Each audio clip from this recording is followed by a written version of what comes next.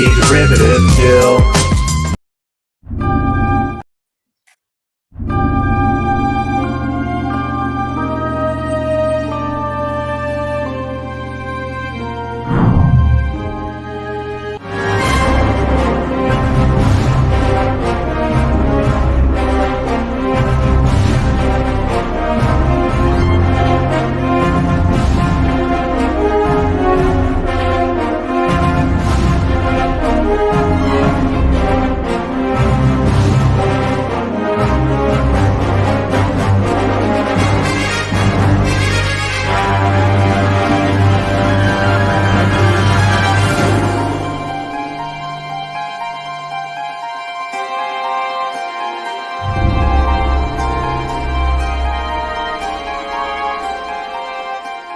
Greetings and felicitations.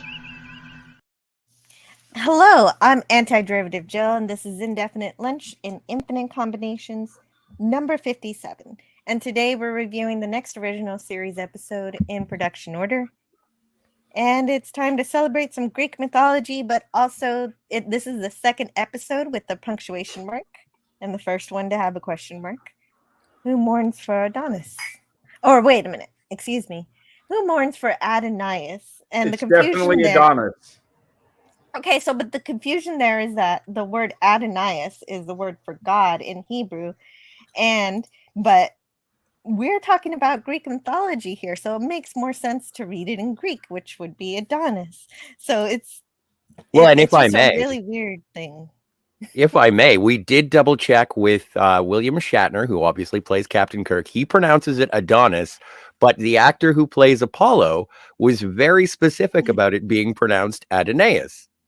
So, I did hear the two did not get along on the set, so that might explain part of the background of that history. So anytime someone pronounces it, it's because that's the way we want to pronounce it. Well, even though they don't physically pronounce it within the episode itself. They don't. True. I think it's confusing for no reason, and I think that I think it should just be called Who Mourns for Apollo, because we're not even talking about Adonis or it's just I think it's a reference to all the gods that we are mourning for. Who do we mourn for? Well, it's a Right, reference but to a it's poem not by even- Percy by Shelley. True. Yeah, so it's like it's a reference to English literature when we're supposed to be looking at Greek literature. But okay, fine. Sorry for the confusion, everyone. Oh no, the confusion is all on Star But Trek. at least we're getting that out on the open and at the beginning. Exactly. So yeah.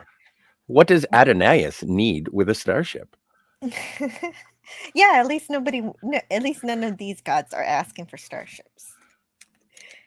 Today we have Pop Culture Curator and Scotty R37. Thank you guys for being here. Hello. Hello. Good to see everyone. Yeah, it's great to see everyone in the chat too. And Pop Culture Curator, you have a stream tonight? Oh yes, tonight we are covering the movie The Howling from 1981, a great werewolf movie. Howling, cool. And then Scotty, do you have? Oh wait, no. No, I don't think I have it. No, I think Right. I'm being lazy. You're right. Being lazy right now. But Thursday though, we're gonna have a Quantum Leap on my channel. Yeah. Yeah. Back So to the good that's what stuff. we have. Yeah, back to the fun stuff. What time will that be? 7 p.m. Central. Okay. And for reference to production of these episodes, some of the facts I share come from Star Trek 365, the original series by Paula M. Block and Terry J. Erdman. And the idea to use this particular text comes from R.M. Briggs, who's featured on the Cloudburn Times channel. So make sure you're subscribed over there and read Raquel's amazing science fiction short stories. And with that said, let's check out Who Mourns for Adonais. Whatever. Who mourns for whatever? Who mourns for Larry the Cable Guy? Yeah, who mourns for mispronunciation. Welcome to Olympus, Captain Kirk. So, whatever you want to call it. This episode first aired on September 22nd, 1967. And it was written by Gilbert Ralston with some rewriting from Gene L. Kuhn. And also was directed by Mark Daniels. So far, Mark has directed Man Trap, Naked Time, Court Martial, The Menagerie, and Space Seed. And so I'll say hello to the chat here. Darius Munchausen was the first one in. Hello. Hello, Darius. Good to see you. And Canadian Spider-Man, he says, hello and good morning, everyone. Hail, Spidey. Good to see you. Ahoy. Please take a seat and enjoy the show. If you would like to support Anti-Derivative Jill, then please hit the like button and subscribe to the channel. It's free. Absolutely. Thank you, Spidey. And also, everyone, there's a poll in the chat if you'd like to vote on this poll as we get closer to the end on this episode. Yeah, sure. Good, thank you. Phantom Boomer is here. Hello, Phantom Boomer. Hello, Phantom He- Boomer. Hope you're feeling Boomer. well, sir. He's lurking. There's a few people that have been going around sick, so I'll give them my best. Definitely. Is he sick? I think he may have referenced it. I know Sean Carter said he was sick last night. I know. Well, feel better soon, Sean Carter, if you're listening to this. Pop Culture Curator says we will be with you guys in a few minutes. Oh, yeah. Yeah, I needed a few minutes. Thank you for putting that in there. My pleasure. Oh, yeah. Getting better every day. That's good news. Yeah. Always. And Mark Harkness is here. And Bird of Prey 5 says another A+ episode. Because for Bird of Prey 5, every TOS episode is an A+ episode. And I love that perspective, but what I'm doing here is I'm giving Star Trek the respect to grade it, and I just don't even give the rest of it that. Like anything after 2005 is I take the opposite. Everything after 2005 is an F, and then everything before it I will grade it on a sliding scale. But I'm with Bird of Prey 5 on this one. There are very specific reasons why I give it the same grade. Ooh, I can't wait to hear. Poopus is here. Hey, Poopus. Hello, Snortopoopus Huber. And the question that needs to be on the poll is, who wore the prettiest dress? Michael Forrest or Leslie Paris? That's a good poll. Who do you guys think wore it better? Well, wasn't his a toga? Mm-hmm. Oh, it's not a skirt. But I'm going to go Leslie Parrish because Carolyn Palamas. All the boys love Carolyn Palamas. I say she had prettier legs. Hells yes. Well. Yes, he looked very good in gold. Very put. Very masculine. Very like he's cut. Dude looks good with a toga. Yeah, physically they did a good job of finding somebody who apparently during the interview process they did have him take off his shirt. Yeah, both of them. They both look really good with very little clothing on. Well, it wasn't until the HD remasters that I found out that he did actually have nipples. For some reason, I thought they make-upped out his nipples because of like censorship and stuff. They did. They make up out their nipples back in the 60s. They did the same with William Shatner when he took off his shirt. That's crazy. So anyway, I didn't know that Apollo had nipples until I saw the Blu-rays. Yeah, it's just crazy to censor. You never know what to expect. No nipples, no belly buttons. Oh well. It's insane. No nipples. Okay. Like man nipples. Like I understand. Yeah. That's funny. I don't know if I noticed that. Maybe on some subconscious level I noticed it, but I ignored it. Yeah, you'll see it in the slides. They just have his entire body covered with makeup, all one color, so it subdues them. Mm-hmm. Phantom Boomer says, even as a young fellow, I thought that Leslie was nice. Yes. Gorilla says, which one is this? So I know why I'm giving it an F. It's the one you give an F, Gorilla. It's that one. The one with Apollo. Oh, that's what I should call it. This is the one with Apollo. Snortapoopa says, no. It's spelled Raymond Luxury Yacht, but it's pronounced Throat Warbler Mangrove. Delicious.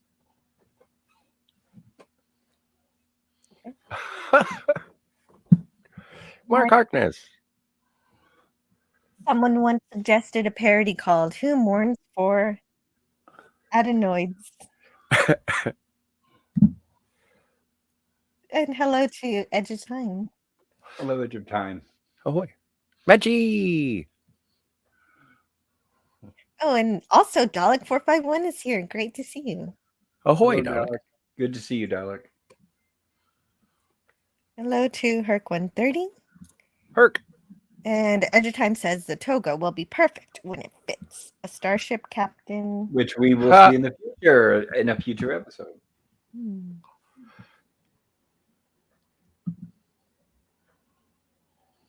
Oh, Herc130 is in a meeting. Everybody, be quiet. Shh. Yes.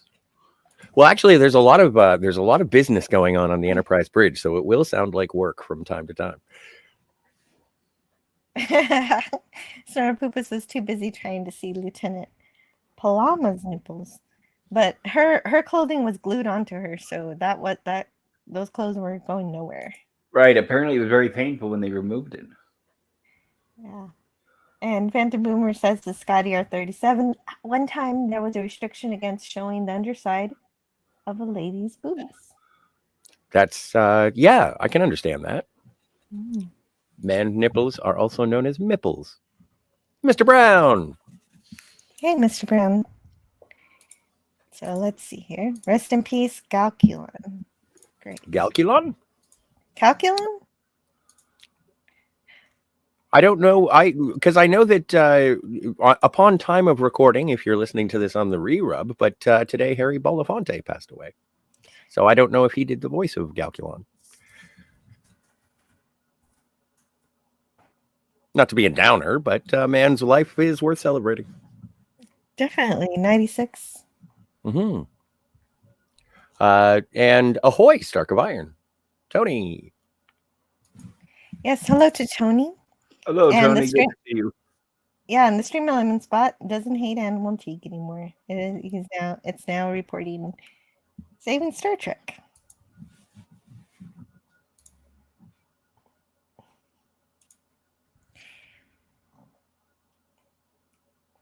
And so this is an episode.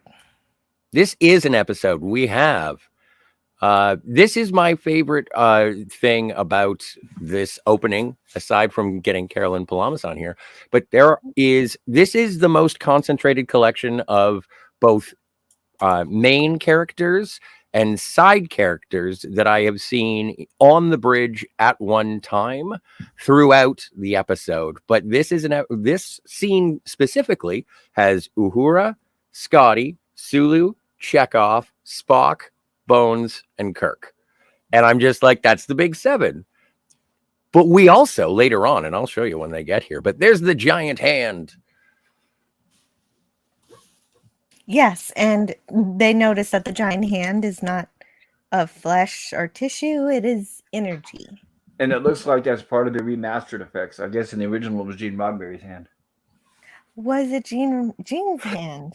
Oh my, that explains so much. I had an opportunity to not only see the side-by-side comparison on YouTube. I think I sent that to you, Jill. It's available on the YouTubes with the special effect comparison. But I did watch the first bit with the unremastered. And if it was Gene Roddenberry's hand, one little interesting thing about the pinky finger, the nail was a little bit longer than the rest. And there is a meme, a joke about that fingernail being used to possibly scoop illicit drugs to the nostril region. And I was just like, huh, neat, interesting. But that has been taken away with the more appropriate energy field shaped like a hand that comes at the Enterprise in this remaster. Here, let's see it. You got it? Yeah, why not? Cool. Let's see the difference. Oh, well, of course, the ship. And there's a difference between the planets. And that happens with most of them, but there we go.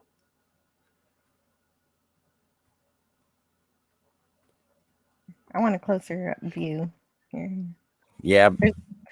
There's the original on the left and the CGI effects on the right. See, there it is. There it is. All right. I don't know.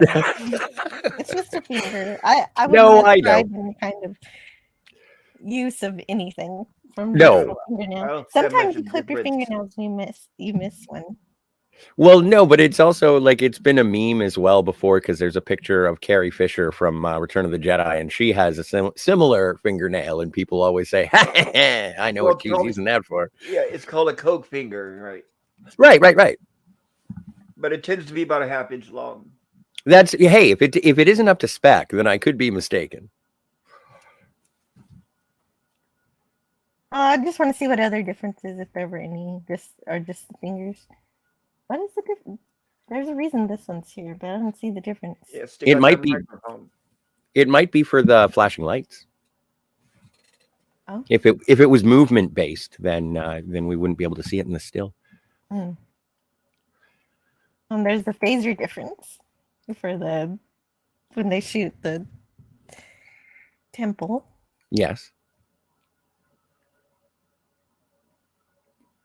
They didn't make too many changes. That's good. Hmm. Well, and again, they're pretty faithful when they do to the original intent of the story when they do the CGI effects. So, again, it's always a hats off to the people in charge of the remaster. Yeah. Yeah, well done, Michael Okuda and all the rest. Yes. And also, I just want to briefly point out, and I'll be brief and quiet, but they do not only reference the giant green hand in space in Star Trek Beyond, but they also show it in the closing credits. So this is one of the few faithful representations in the filth in the third installment of the movie Filth. Just as a frame of reference. That is definitely something I did not know or notice. But here's the title card. Gilbert Ralston. Yes. And apparently heavily rewritten by Gene Kuhn. Yeah, Gene Kuhn definitely had his hand in this. I don't know what was wrong with the original script that he had to rewrite it so much, but it came out great. Pollux 4, a planet in the Beta Geminorum system.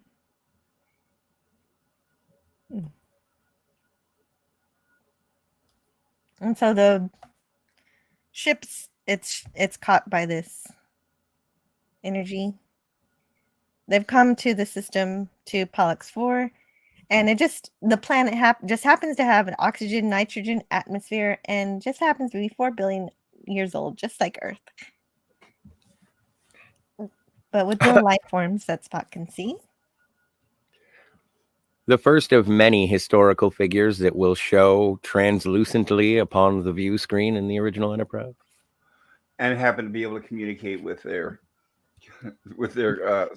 communicators at the time. Yes. With Uhura, which I thought was funny. Well, he's made of it. This projection is made from energy, so I don't know if he also transmits radio waves. Well, right, there's no sound in space, so he also transmits. Yeah, right. There's no sound in space. Right, so he transmits on all frequencies. Mm-hmm. Yeah, there you go. The frequencies. That's how he does it. Well, he is a celestial being, essentially. Like I don't think that they traveled the galaxy in craft. I think that they just traveled through space and then, as we discover, found themselves on Earth. But they're not spacefaring creatures as we would understand them. No, but he says, "Hey guys, come home with me. It's been 5,000 years, but I'll welcome you back. Come back into my arms and dance with me." Except for you, Spock. You look too much like Pan. All right. Racist.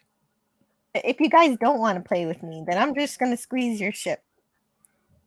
Well, and I like this little back and forth between Kirk and Spock, and it's like, we'll get them together. Don't worry. I need you here. We'll do it. I'll be down there. We'll work together, and we'll beat this guy. And it's like, yay, teamwork. Right. And there's a lot of encouragement between the officers in this episode, between Kirk and Spock, and Kirk and the landing party in general, and Spock and Uhura, and there's just a whole lot of teamwork going on.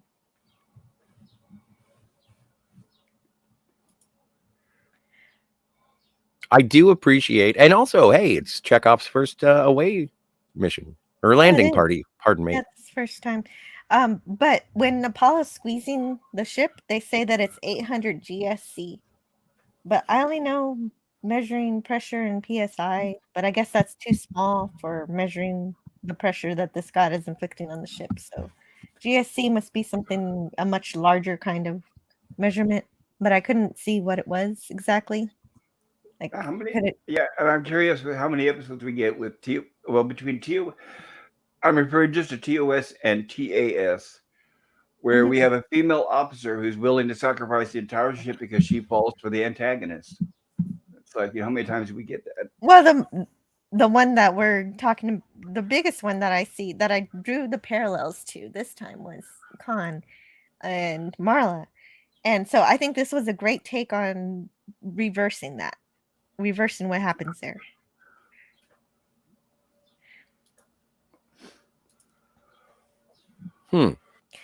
But here's what the 365 book has to say about Apollo.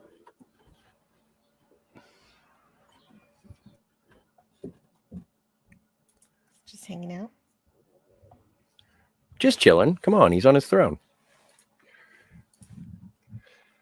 So it says screenwriter Gilbert Ralston had a way with characters. In 1965, he combined a James Bond type character with the Western genre to create the hybrid hero James West, star of the Ralston scripted pilot for the Wild Wild West.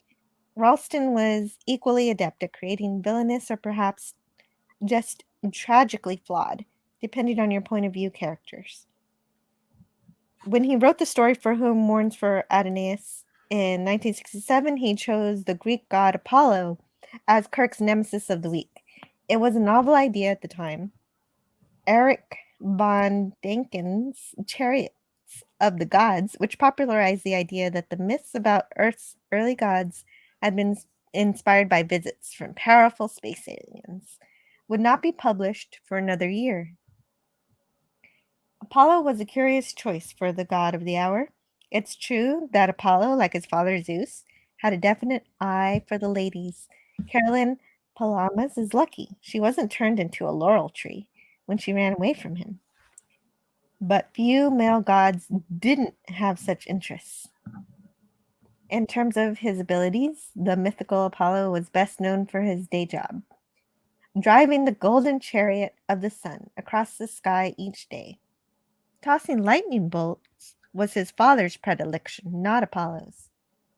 The title, by the way, has more to do with classic English poetry than it does with the residents of Mount Olympus, drawn from a line in Percy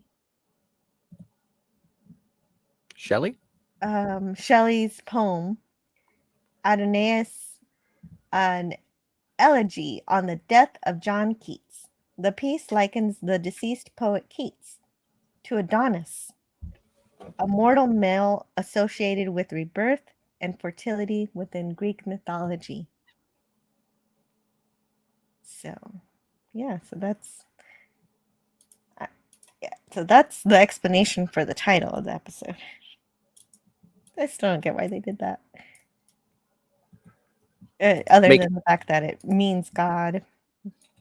It's more literary. It sounds a little bit more fancy. Yeah, I guess so. It's kind of like that Next Generation episode that everyone gets wrong when it's like 110011011101. Yeah, with the binaries. Yeah. It's just a title that no one will get. Mm-hmm. So Lieutenant Carolyn Palamas is part of this mission. She works for the archaeology, anthropology, and ancient civilizations. Well, and at the beginning of the episode, Scotty and Carolyn were sort of sparking up a let's grab a cup of coffee date. Yeah, they were. So that was established early on. You're right. So just as a note, whenever Scotty starts being amorous towards the ladies, it's going to be an awkward episode for Scotty. Scotty and the ladies do not mix well. He gets really excited about them, I guess. Very. Apollo is sitting on his throne with the lyre by his feet, which reminds me of my 12th grade English teacher. He used to bring out the lyre when he would read us the Iliad or the Odyssey. He would Nice. actually sometimes sing to us. From those stories, I have a very basic understanding of these gods, and from them, they very much did care about the mortal affairs way more than you think a god would, and absolutely wanted people to love and cherish them before they would then bestow their gifts, or if they didn't like you, their wrath. Because these gods weren't all benevolent. They could and did get angry and could be jerks. So, like much of Star Trek, Apollo isn't necessarily an evil guy. He's just Well, they wanted you to love and cherish them, or do they wanted you to worship them? yeah, worship them. The same Yeah. thing. All three. I think worship is more like slavery, Mhm. but I could be Right, wrong. exactly. No, you're right. But they want all of it. They want the attention and the Yes, everything. Right. Yes. they want you to think that it's the best for you and you're the best for them, and they want you. Well, they don't want you. They don't want individuality. They don't want you to help or support yourself. They Right, want you to have exactly. a seat. It's like a big government. They want you to see to them. Yeah. They want you to be dependent. Yes, dependent. Very much so, yeah.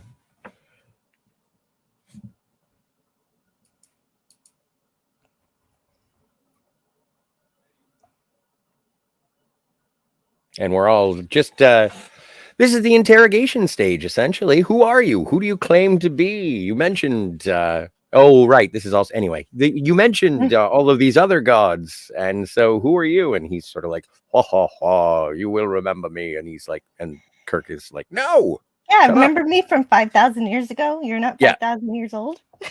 You don't Yeah. remember me? Also, Well, you'll notice too. Another thing about this episode, guys, is you'll never see William Shatner and him on the street at the same time. Apollo standing next to each other. why is that? Oh yeah, Well, apparently William Shatner was much shorter than him, and he had a complex about it. he had a Not problem. Bill. Yeah, Apollo was much taller, the actor Michael Forrest, so William Shatner didn't like that. Do you know if Shatner felt that way with anybody who is taller than he is, or just? I'm not sure. I was just looking at this particular episode. That's the reference that I was asking you about. If I could talk about in the Star Trek. Sure, please do it. That brings us Go to for that it. subject, which is pretty much William Shatner's ego. Yay. Right. Yeah. Let's go back to that. All right, this is from Inside Star Trek: The Real Story by Herb Solow and Bob Justman. And most actors, this is Herb saying, most actor complaints were channeled to the studio via their representatives. The theory, of course, was to prevent emotional concerns from becoming confrontations. Leonard Nimoy, however, preferred dealing directly with Gene, RJ, and on occasion me. After I was long gone from Desilu and Star Trek had been canceled, Leonard came to my home to discuss advisability of him replacing Martin Landau in Mission Impossible. Still years later, Leonard asked my advice on whether he should appear in the first Star Trek movie. But on this particular occasion, the discussion dealt with Spock's ears, and we walked the studio streets together. Herb, I'm a quality actor. I don't want to be served as an alien freak. We want what you want, Leonard, but there's a problem. You know that we battled NBC on more than one occasion on the subject of your ears. We threatened and they threatened and we threatened again. Finally, they went along with us. The ears would stay, and we agreed not to push Spock episodes. There's no way I can change things until we're on the air and we see the public's reaction. But I'll still be perceived as a freak, said Nimoy. Leonard, let's give the viewers a chance. Let's see what happens when the series is on the air. Well, I don't know. Okay, I'll make a deal with you. If the audience doesn't react as we hope they will, I'll have Roddenberry put in the scene where Dr. McCoy operates and gives you an ear job. Your new ones will be around just like Spock's Earth's mothers. Around Leonard, when did this happen? Did this happen in season 1? Because obviously it Yes. didn't happen in season 2. This is season 1, right? You must This is know season people 1. love him. Right. This is season 1 before they realized the popularity of Leonard Nimoy as Spock. So it was early on in season 1. So we'll give Larry thought over the proposal and said, okay. We shook on the deal. Herb, NBC New York and NBC Burbank had been deluged with fan mail for Spock. An ecstatic Schlosser phoned, New York wants all major Mr. Spock episodes to air as soon as possible. So much for the Bible Belt. Well, we'd won the battle and had a new star in the galaxy, but unbeknownst to all of us, we were well on the road to losing the war. It started with William Shatner, hired as the star of the show, paid as the star of the show, $5,000 per episode, plus a secret percentage of the profits, and billed as star of the show. So when you guys hear about William Shatner saying he never made any profit off of it, that's not true. And billed as star of the show, he somehow thought he was the star of the show. But every morning in the special makeup room we built on stage 8, Bill had to watch his co-star Leonard Nimoy, who was getting $12.50 per episode, receive sacks of mail and gifts from the fans. Bill was dismayed. The details of the secret profit participation for Shatner remain clouded, even today. And an analysis of in-house Desilu business affairs memos indicate that as part of Shatner's basic deal, he was given 5% of Star Trek's net profits of the initial television series. By the time the series was canceled, however, it was evident that 5% of nothing was nothing. A former Paramount attorney confirms that William Shatner later received additional equity as part of his new Star Trek movie and merchandising deal. Shatner himself refuses to confirm the story, and supposedly Shatner lost half of his total equity to his first wife as part of his divorce settlement. Fellow Star Trek actors were unaware of the alleged profit participation. Surely their dismay would be reason enough to guarantee secrecy. Recently, when this information was given to Nichelle Nichols, she exclaimed in surprise, "That explains everything." It would seem likely that later Nimoy also negotiated a Star Trek movie and merchandise equity position similar to that of Shatner, which we all know about. That happened for the motion picture for him to agree to sign on. Mhm. Former Paramount Yes. attorney will neither confirm nor deny that a Nimoy equity position exists. Herb says the first skirmish in the war to see who's on first culminated one morning when a photographer from Life magazine set up his camera and lights around Leonard Nimoy's makeup chair and photographically recorded for posterity each step of Mr. Spock's pointed ear application. I was there to witness the event. Bill Shatner became annoyed. He was being totally ignored. Jimmy Doohan was there too. He recalls that Bill's hairpiece was being applied. The top of his head was a lot of skin and a few little odd tufts of hair. The mirrors on the makeup room walls were arranged so that we could all see the laying on of his rug. Bill's ego couldn't take it any longer. I watched as he sprang from his makeup chair and announced in true Captain of the USS Enterprise fashion, "From now on, my makeup will be done in my trailer." With that, Captain Kirk switched into warp drive and stormed from the room. I understood his frustration. So That doesn't sound like an ego problem to me in terms of the application of the man's toupee. And until now, I didn't believe it. But if Robert Jessman or Herb Solo say so, then I will take that as fact. But that seems like an embarrassing thing. Well, it was embarrassing, but he was jealous because he saw Leonard Nimoy getting the sacks of mail coming in, and then what pushed it over the edge is when Life magazine was doing the in-depth cover of him putting the makeup on. Yeah, but if Life magazine was there putting the makeup on while William Shatner's sort of modesty is exposed in the application of his toupee, I would be like, okay, I'm not going to do this in front of the press, or at least say, keep the cameras too. away from me, right? Yeah. Mm-hmm.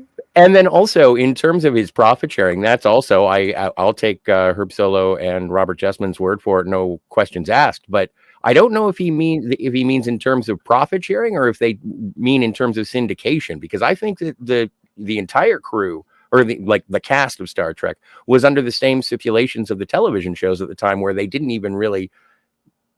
enter in when they signed on. They didn't enter into reruns. They never talked about syndication. Right, but that's what I'd always heard.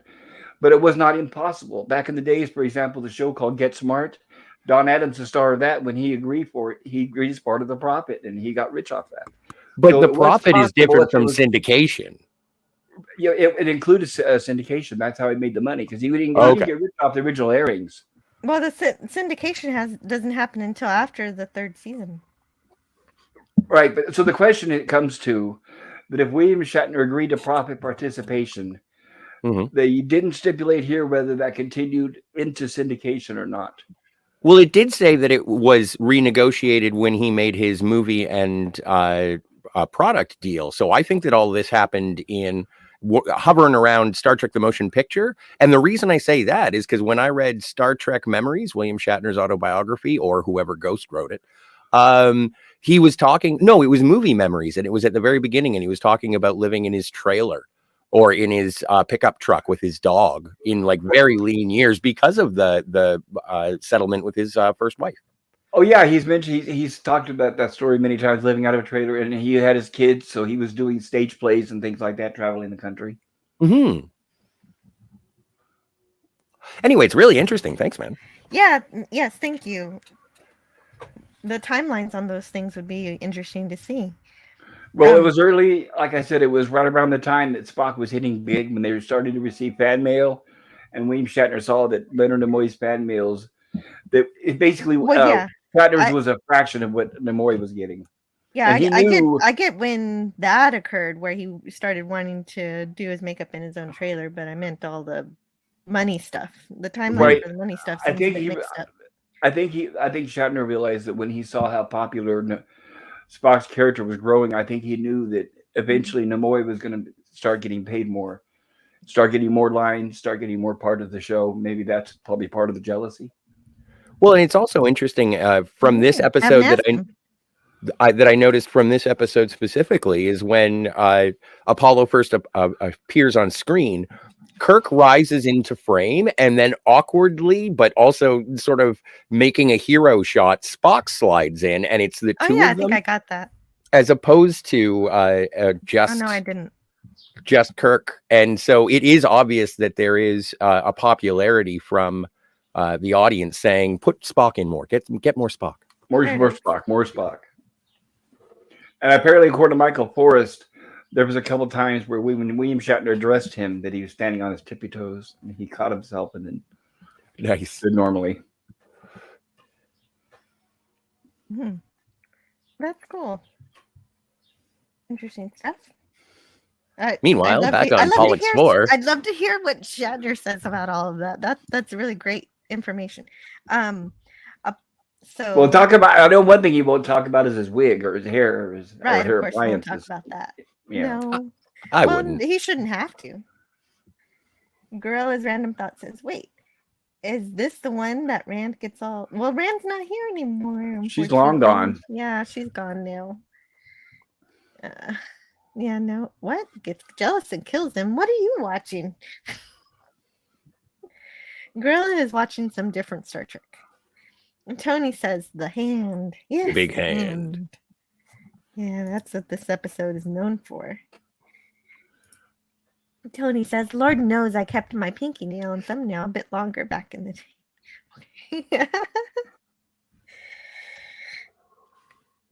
See, I can understand a thumbnail. Using a thumbnail to like cut tape in boxes and things like that. But a pinky nail, that's kind of a signal. Hey, Masters Maniacs Mexico. Hello. Triple M. Yeah. When I was a teacher, we had a teacher's aide who had a coke nail. And I was asking the teachers, I said, don't you think that's kind of odd? They didn't know what I was talking about. They had never heard of the reference. So I just gave it up.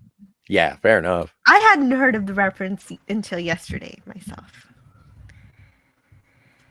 And Masters Maniac Mexico says, not me. I still mourn for Morn.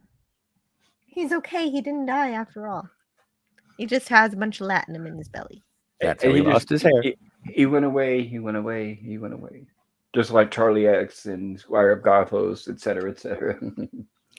It's not fair. It's not fair. You must come in, Trelane.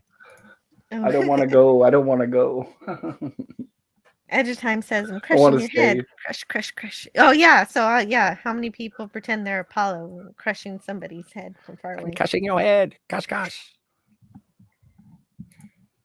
Dalek451 says, hey, Snort, did I see something about it being your birthday today?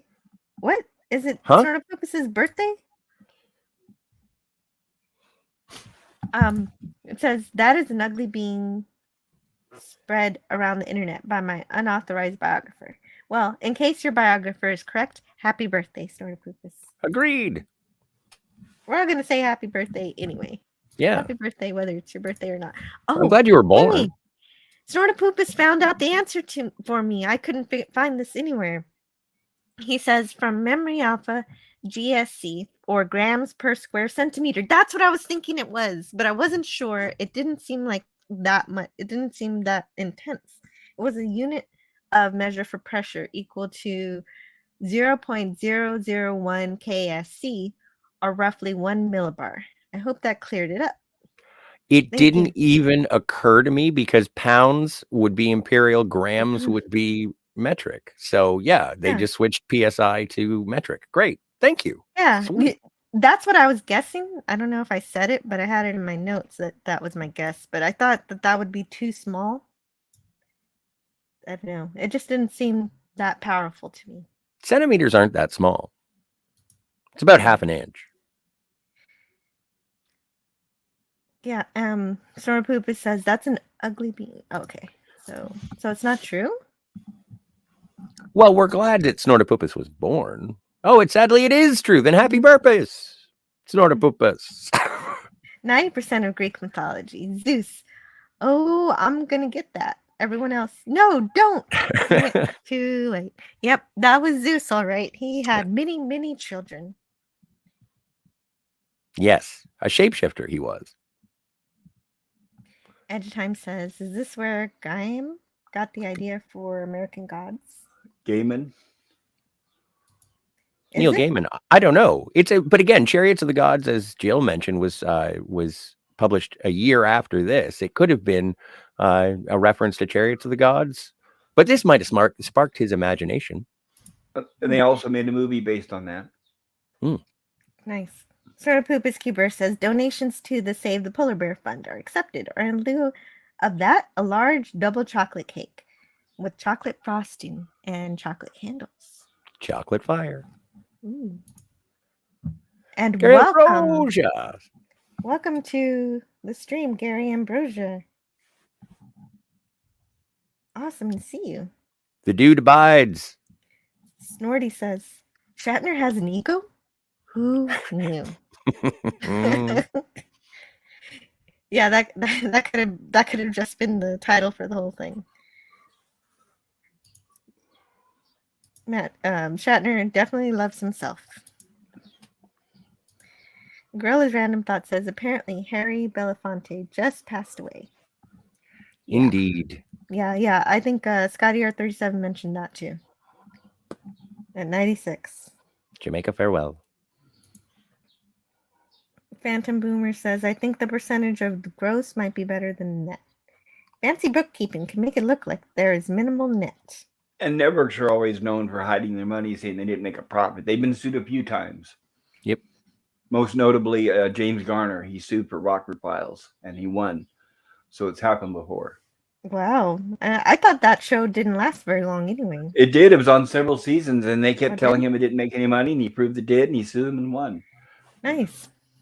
Darius says, Spock was a star and a sex symbol.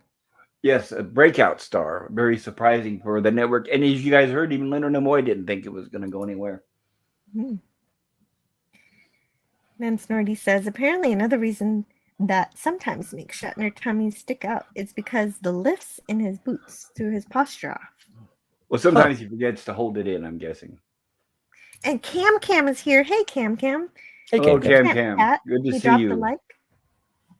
And happy birthday, my Earth sign friend. And that's Snortapoopus. Hello to Arabic Sonder. Hey, Arabic. Oh, Snortapoopus, we share the same birthday. Happy birthday. Happy birthday to you, Gary. Happy birthday, Gary. Wow. Hope you're having a great day. Yeah, you got to run. You got to go celebrate your birthday. Have a great day. Cheers. So Apollo just wants everybody to chill and drink some wine with him, but nobody wants to worship him. So he grows big. And oh yeah, this is the continuation of Chekhov is still making Russian jokes, so this is his thing. It's continuing to be his thing. Oh, and yeah. And I am the Tsar of all the Russias. Yes, thank you. But also, if you do have an opportunity to see this episode, watch how Chekhov uses the tricorder. It looks like a young man who doesn't know how to use a tricorder. He's sort of observing it. Well, what's funny is I should have gotten the video clip, but when Bone brings out that little scanner, that was made out of a pepper shaker. Yeah. It stops. It starts turning and then it stops. And he still holds it, even though it really stopped moving, and the sound effect continued. Oh, okay. Oh, I saw that, but it didn't really dawn on me that Didn't something register. wrong was happening. Yeah. Yeah, it's got a little red marker in it let where you it can tell go. when it's turning, right? It turned for like a quarter turn and then it just stopped and the sound effect continued. Yeah. It did feel like something. I felt like my video was out of sync when that happened. So I just thought something was going wrong with my video and I just let it go. Nope. But at the beginning of this episode, when Apollo says don't bring Spock because of his ears, because he's like Pan, I forgot to play this clip that I had. Insults are effective only where emotion is present. That's just good advice. Mm-hmm. Or TikTok or Twitter.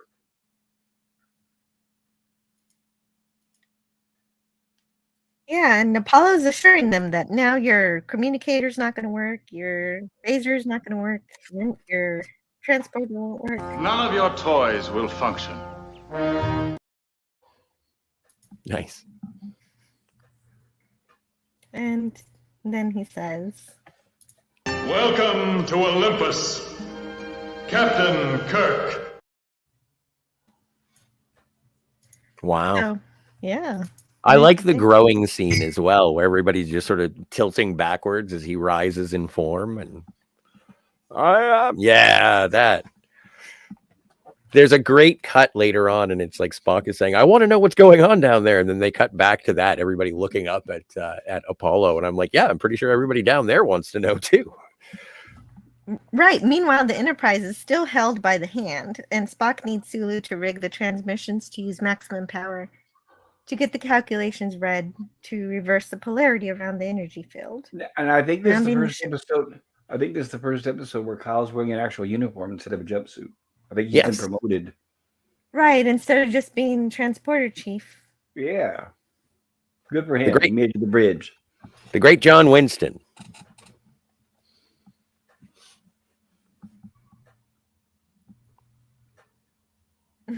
And without Spock on the trip, somebody has to say fascinating. I like how it was McCoy too. It was fun when Palamas beamed down and she like flat out says, "I just don't understand what I'm doing here." And then McCoy has to be like, "Don't worry, you know stuff about anthropology and sociology. It's fine. You're good." We need you here. We need to know about Apollo. And so Carolyn says, Apollo, twin brother of Artemis, son of the god Zeus and Leto, a mortal. He was the god of light and purity. He was skilled in the bow and lyre.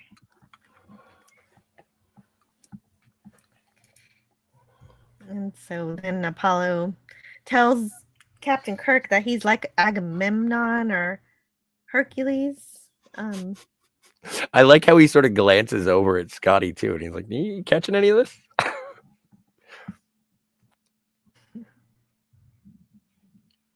So has Scotty been all irrational about Carolyn yet, or is this still not yet? Once? I think so. Maybe once. He hasn't gotten shot for it yet. Irrational, possibly overprotective. I think definitely over aggressively protective. It Very- escalates.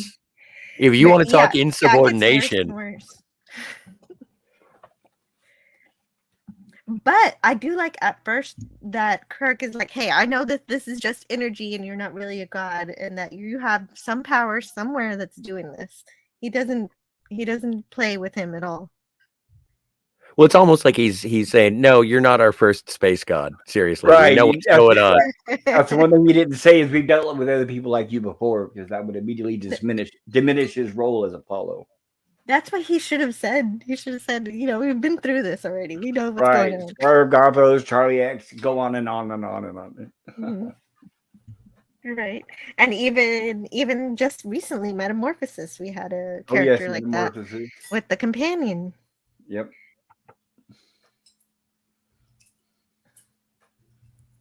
body snatcher. And what if he really is Apollo? So they consider, not that he's a god, but that he's a being that was on Earth and did have an impact on humanity,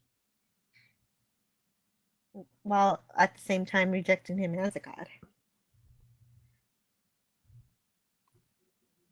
And he thinks that all of humanity should belong to him. And everybody must worship him or, I guess, be destroyed? Yeah, all of humanity belong to us. Yes. Oh, I love this line from Scotty. I would like to point out that we are quite capable of some wrath ourselves. I should have grabbed that.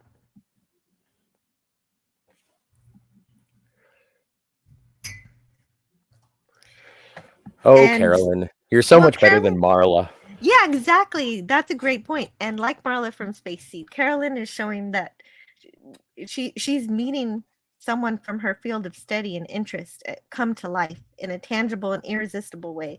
So I do love how the ideas from that episode are flipped here to where she actually does her duty where Marla didn't. Or at least at first. Mhm. Oh, this is where Scotty starts. Scotty Yeah. doesn't like seeing Apollo coming on to Carolyn, so he draws his phaser, and Apollo blasts it out of his hand. And It's a point to his finger. And it's the same prop that Khan bent in his hand. You can even see the way it's shaped. Yes, it was all fused together. Chekhov finds that his phaser doesn't work either. Now, if you'd like to subscribe to a little bit of headcanon, as we all know, on Jimmy Doohan's right hand, he's missing part of a finger. My personal headcanon is that is when he lost the finger. I think it would be really neat if they had done that. That way they don't have to hide his finger anymore. Yeah. We've seen in previous episodes a missing finger. I know. The details don't fall in place, but I do like the idea. Or not. I've grown You're my- weary of discussion and argument.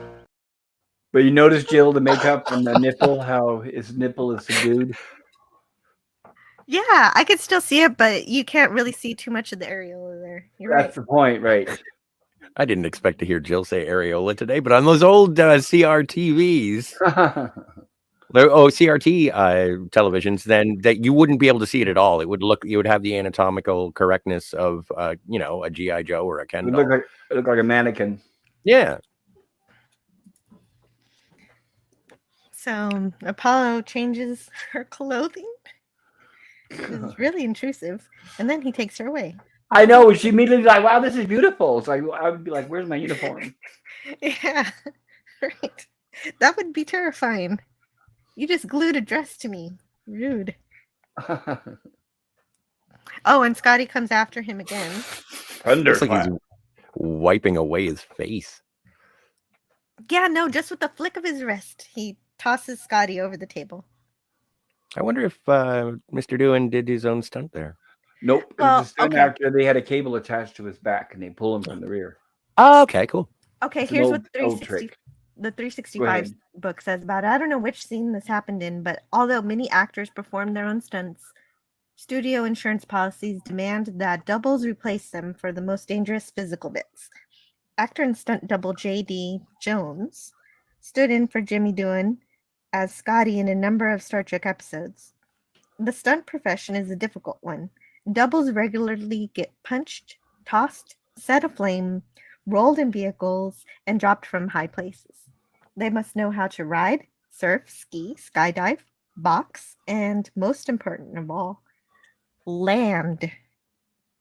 During the shooting of Who Mourns For Adonais, Jones was the one wearing body harness attached to a wire. Oh, he was wearing the body harness attached to a wire that jerked him aloft as Apollo struck Scotty with one of his lightning bolts. It looked amazing on screen, but Jones paid the price. The stunt landed him in the hospital with a slight concussion. Oh, wow. It's a very dangerous stunt. Anybody who knows, famously, Ellen Burstyn on the set of The Exorcist, she played the mother of Reagan, and they did the same scene, but actually with her. The director William Friedkin wanted to make sure they did not use an actress. They wanted to know that everybody knew that it was her. And they yanked her back just like that with a harness, and she almost broke her the base of her spine. She was also Oh, ended up in the that's terrible. hospital. It's a very dangerous stunt. Yeah, But it it's does look always amazing. yeah. A lot of Tailbone, actors right. want to do their own stunts, but Right. sometimes it's not. Well, such she a didn't good want idea. to. She didn't want to, but William Friedkin insisted, and it was her tailbone. It almost broke her tailbone. Oh yeah, no, you shouldn't force an actor to do their own Well, stunts. If they don't at want the end to. of the That's movie, crazy. at the end of the movie, they used an actual priest who was giving rights over the dead character, Mhm. and Friedkin didn't like the priest; just wasn't realistic. So he walked up to the priest and slapped him. And then that's when, and then they said, roll him. And then now that's the scene we see in the movie. And the priest is actually shaking and everything else because the director had just slapped him. Wow, that is some really Anything yeah. harsh Who directing there. That would be considered harassment today. Well, Yeah. just even the history of like Werner Herzog and Klaus Kinski. Oh, that was a love-hate relationship. That was lots and lots of that. In one of the movies, the director Werner Herzog told Klaus Kinski, "If you don't do this right, I'm going to shoot you, and then I'm going to shoot myself." And he held a gun up to him. So yeah, there's a history with eccentric directors. I'll put it that way. Well, I'm glad Mark And Daniels didn't try to slap anybody or shoot no, them.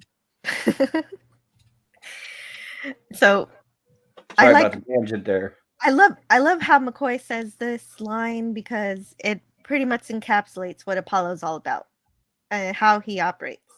You saw how capricious he is, benevolent one minute, angry the next. One wrong move from her and he could kill her. So that brings a reality to the situation. Now they call it bipolar. Oh, capricious is the nicer way to say it, I guess. I would say yes. And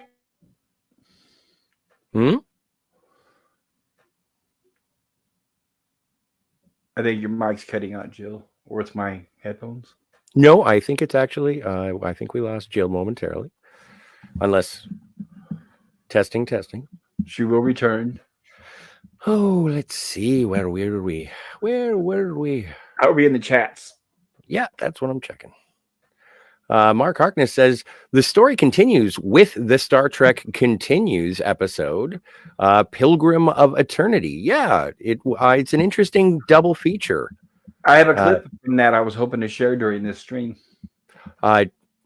Yeah, and well, Jill is the one who would be responsible for the screen share, but I'd love to see it. I'd love to see it because it is the same actor. Yeah, I was going to ask her, but yeah, we'll do that when she comes back. Absolutely. Gorilla says. Wait, is this the one that? Oh no, we already had that one in the hand.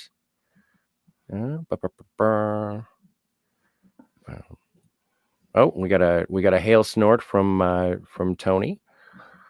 And it wasn't digital at the time. Somebody said something about digital. Yes. What's the frequency, Kenneth? One of my favorite REM songs. And Snortapoopa says they rode giant space chariots in terms of the galactic flight. I don't know. Do you think that they had spaceships, or do you think that they just sort of coasted on the celestial winds? There are ancient. They even found ancient carvings from cavemen in caves that shows actual space. It shows spaceships with flames coming out of the bottom. So they're guessing that that's how they got the idea of space chariots, and also that's where the history of Atlantis came around. So it's very, very feasible. I'm not saying it did not happen. I'm not saying it did happen, but the fact that it coincides with a lot of ancient paintings and carvings. There's even one famous painting where it shows a whole bunch of people having like a festival, and you can see an alien up in the sky, a round saucer with a clear dome at the top with somebody inside. It just seems strange that those people that were alive thousands of years ago would come up with ideas like that. So that's where we hear them say that there's belief that a lot of these ancient gods came from people who came and visited, or maybe even lived here for a short time. Yeah. That's where their rumor from Atlantis came about, was that some of them stayed here, but natural disaster took them out. They depicted in ancient paintings, they had dirigibles, balloons. Mm-hmm.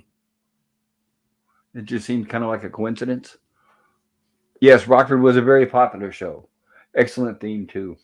Very good theme. And James Garner, awesome. Herc He's a says, great actor. very happy birthday to you all, whenever it may be. Snortopoopus says, there's a goose named Zeus, a knocking on the door. He says he's been here before. I hope I got the cadence right on that one. Is that Zeus with the loose caboose? Might be. Might be. James Caserta is here. Ahoy, James Caserta. This show belongs in a museum. I enjoy it. And then in reference to Apollo's line, Herc 130 says he took all their AA batteries out of their toys. That's yes. right. Batteries went dead. And Smortapoopa says, none of the toys, not even my life-sized Barbie sex doll. Nope, all out of power. Captain Finity is here with some pizza. Ahoy, Finity. Hey, Captain. Good to see you.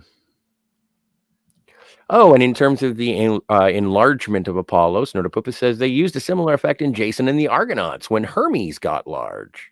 Well, yeah, that's why when they didn't want to show on screen him grow because that doesn't look very realistic. So that's why they showed it from the view of them looking down at the cast as the caster looking up towards the crane as it goes higher. So basically they showed the actor regular size and then they showed him large, but they didn't show him actually grow from regular to large. It would have looked kind of cheesy. Well, and all they basically do is zoom in. But it does look really good, and it gives the perception from the audience's perspective, and it's something that I'm going to touch on later in terms of Mark Daniels' direction. But it was really, really well done here. Yes. I'm assuming Captain Finity is referring to the introduction, or at least the close-up on Carolyn Palamas. Yeah, like they did all the women back in the day. Yes, the fuzzy lens. A little bit of soft focus. Yeah. And considering that soft focus, yeah, Scott is passionate in this episode. He is very much protective of the young lieutenant. Snortapoopa says these A&A officers and historians get into their work a little too much. Palamas with Apollo and MacGyvers with Khan. Yes. And it's not the last time. We'll see it again, and we'll see it again. Yes, because 60s. Franco Walker says, hi, everyone. Sorry I'm so late. Hello, Franco. Good to see you. Yeah, no worries. Welcome, Franco, and welcome back, Jill. Yay, welcome back to me. Good to see you, Jill. I don't know what happened, but my router became completely unplugged. And so, not completely, but partially. And so that knocked me out. Well, welcome We're glad back. to see you back. Yeah. Euler Greg says, Apollo, same actor, finishes his story on Star Trek Continues. Yeah, that's right. That is so cool. They did. And I have a clip from that. Okay, cool. And Captain Finity is here. He says he's excited to see Cam and Poopy. Poopy That's what he calls. That's what he calls Snortapoopas, I think. Oh, yes. Oh, I'm familiar with Captain Finity's work. Eric 130 says, I get rejected as a god often. You get used to it. True. Yeah, gods are just not appreciated these days. I feel your pain. Euler Greg says, Dew Son also played Scott on Star Trek Continues also. True. Yes. I'd go along with that finger idea, says Franco Walker. Captain Finity says, headcanon, in my headcanon, Scotty lost his digits from excessive furious self-pleasure. Only 2. Snorpoopa says, would a male Greek god need a nipple? True. Or a belly button for that matter, because they wouldn't be born of woman. No umbilical cord, no belly button. Well, no male really needs a nipple. Everybody starts off in a very similar way. And then you stay away from my nipples. I knew somebody who had one on their back, and it was ugh. Oh my god. Was it a boy or a girl? A man. Okay, well then it wouldn't matter. It wouldn't matter. Whatever. Right? Yeah, exactly. You wouldn't know unless you took his shirt off. It would have been a female. It may have been worse, but I don't know. I could make it dirty. You can make anything dirty, Scotty. Thank you. 7. Captain Finity is excited to see Franco. Yeah, everybody's saying hello in the chat. And great to see everybody. And James Caserta is here. Hello, James. Good to see you. But I like the phaser melting version, says Oiler Greg. Stunt work is dangerous unless you're Burt Ward's stunt double. Yeah. Have you heard Yeah. that story, Jill, about Burt Ward's stunt double? No. They always made Burt Ward do it, so the stunt double Right. never did anything. Right. The stunt double would just stand on the side, and Burt Ward ended up getting injured many, many times. We're talking about the actor who played Robin in the Batman series, guys. Mm-hmm. Great. Yeah, I figured. I know Robin. Arc 130 says, I get dropped from high places. You get used to it. It's true.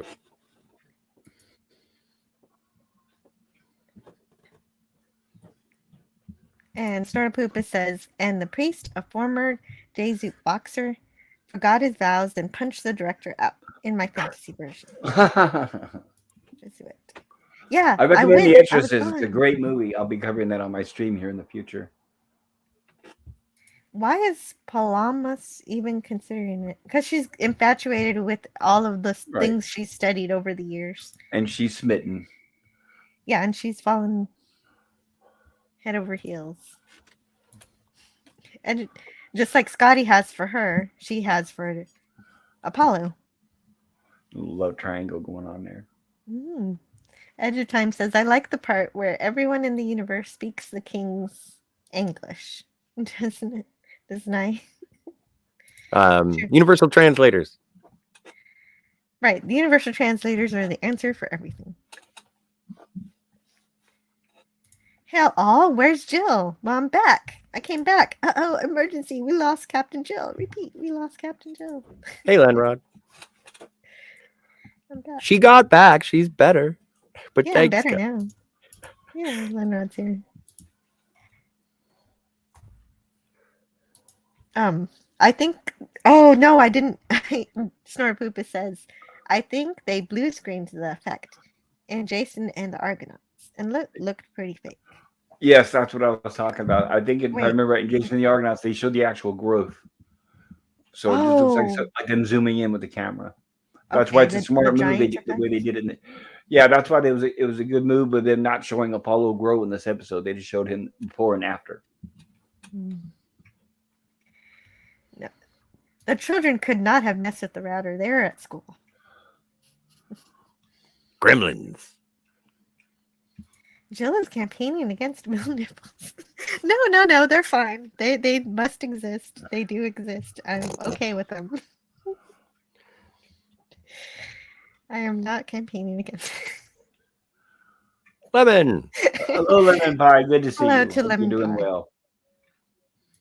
And Tony says, I am my own stunt double. Yeah, and from what I hear, so is Gary Ambrosia. Happy birthday again to him. Tony says, I think Scotty, the one in the episode, not the one on the panel, was admired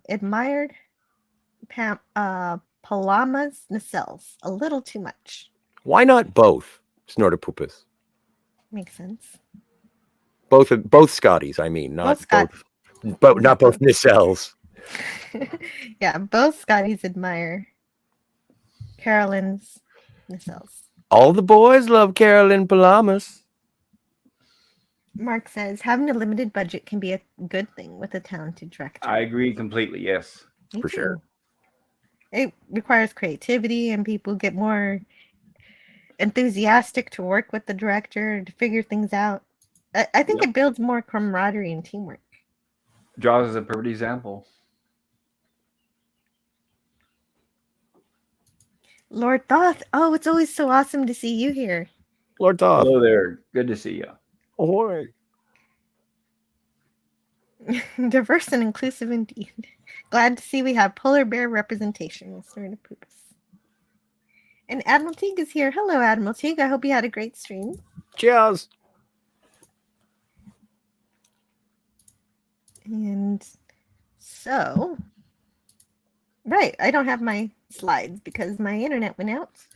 So let's get those back. Well, okay, and if I show this clip while we do that real quick. Please do. Okay, Please this is just a clip. Well, Scotty's just trying to get himself together. He just got zapped. No, I don't think he got zapped yet. Didn't he get just thrown over the table? Oh yeah. Well, I think there was some energy to it because Yeah. Apollo just used a flick of his wrist, so I think there was still some electrical charge. Fair enough. No, but the one where he gets like thrown across the courtyard is the next time he gets shut down. Oh yeah, you're right. They don't show any spark here. It just flicks him away like a bug. She's not going with you.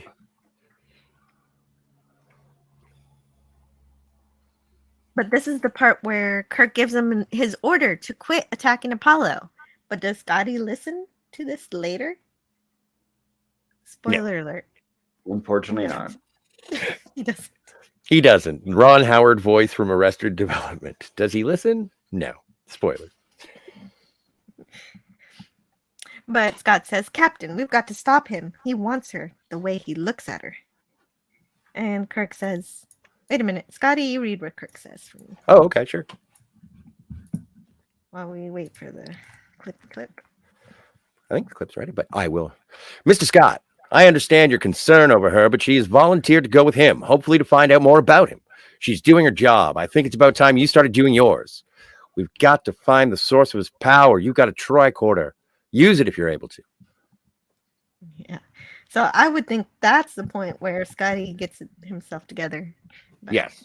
Because it's a nice command style as well. It's like, it is. Oi, stop doing what you're doing there. We've got to do our thing. Can you do this for me? Yeah, and then he's a bit playful too. Yeah. He says, Besides, you stiff-necked thistlehead, you could have gotten yourself killed. I forgot about stiff-necked thistlehead. Thank you. You're welcome.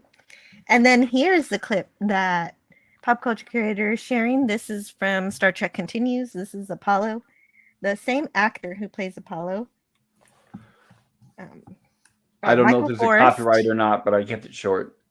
Michael Forrest. Okay, thank you. Probably not a should be copyright fine. now that I think about it, but yeah, so Right, it's it's a short. fan film, so Uh-huh. make sure to support Vic Magnano. Is that how do you say his last name? Yep, Vic Magnano. Yeah. Okay. So yeah, and his work for Star Trek Continues, which keeps the spirit of Star Trek alive, where Yes. Paramount Plus cannot. It was not my doing. When we sensed your weapon approaching, Tina sacrificed her last portion of energy to allow us both to escape. Oh, that's who it was. I was wondering because I was like, hey, they didn't leave Carolyn behind, but it was Athena. He was calling to Athena at the end of this episode. Thank you, Jill. Right, because at the end of this episode, he calls to the other god, and he's like, "Okay, I give up," and so he goes off with them. Spoiler for the end of this stream. Yeah. Well, another thing too is right before that, in Star Trek Continues, the actor who plays Bones, 'cause remember now it's the same characters, but he says that extra organ is that he diagnosed on this planet here during this episode is diminished and almost all but gone. So as part of him dying, he's also losing control of his powers. Right, so Star Trek Continues. Right, and so he has to get surgery to get the god organ removed, which we haven't talked about yet. But that's a pretty cool little episode. I did see that one. Good for him for coming back. I thought that was great that he came back to play that. Yeah, that is awesome. They brought back even William Wyndham as Decker. So there's a few surprises throughout those fan films. I loved it. Mm-hmm. Yeah, there's definitely love and care for the series in those fan films.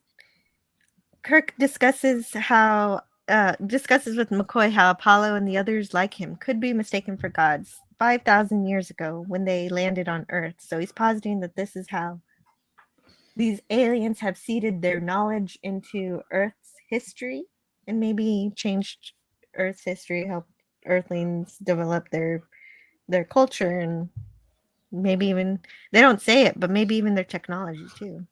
Well, it's funny how when Apollo's not around, Captain Kirk is willing to walk up and around that area, around the seat and everything. But notice he doesn't do that when Apollo's around. It reminds me of a child where the parents just, don't you get in my chair. Better not sit in my chair. And as soon as they leave, the kid sits in their chair. Oh, so even though outwardly Kirk is saying, "You're not my god," there's some part of him that still kind of recognizes. Well, like right here, he's posing up there on the podium, which he won't do when Apollo's around. He at least recognizes and respects the power, the actual energy, the power that Apollo does have. Yes.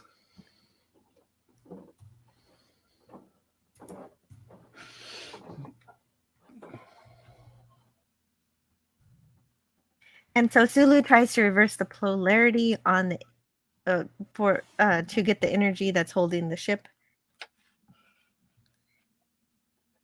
And by Apollo, but it doesn't work. And Uhura's still trying to get the communications up. So she says, I might be able to rig up a subspace bypass circuit. I love this.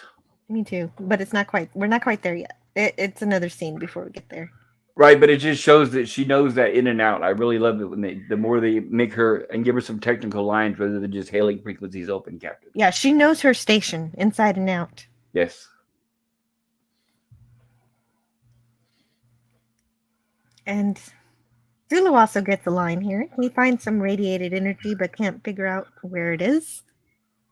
So Spock suggests finding out. Well, there's some point, I'm not sure if it's here or not, but there's some point where Spock bursts out Apollo, and how did he know that it was Apollo? Because he never addressed himself as Apollo, only to the landing party after they landed down there. Yes, he does. Oh, that's interesting. Well, I would say based on two things, like it being Spock and his knowledge of Earth mythology, like, and that would be somewhat like a conceit from Catspaw, but like I think he would have pieced together, especially being referred to as Pan. He might have been like, oh, okay, maybe this is so. Maybe through extrapolation. But before I move on, I do want to point out the guy in the background with the awesome pompadour. That is some awesome '60s pompadour action happening there. Well, he could have been Zeus. Could have been Zeus. As far as Spock knew, it was just a god, and there were several of them. Oh yeah, you're right. Is this it's the middle of the episode? Yes. I don't. We might catch it here in the dialogue, in the subtitles. I don't know. Yeah, maybe. Let's see. And so he's asking Sulu to find out.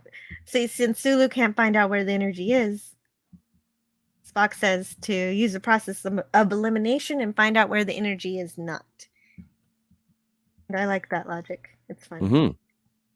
That was great too. He's like, the whole planet, and Spock just looks at him and he's like, yep, okay, no problem. Yes, sir, the whole planet. Get started. And we get stock footage. I like this stock footage. It's pretty. Yep. It is pretty. It's lovely. Lovely. You just get the feeling this is a very small set. They just didn't move around much in between Apollo's area and this. I just get the feeling it's a very small set.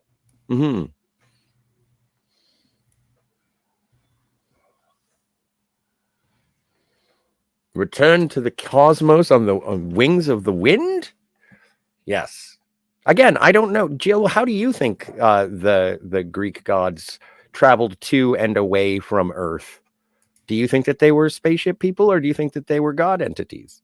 God entities that just flew around. Well, he doesn't need a spaceship to talk to the Enterprise, so can he move his physical form through? Can he become energy?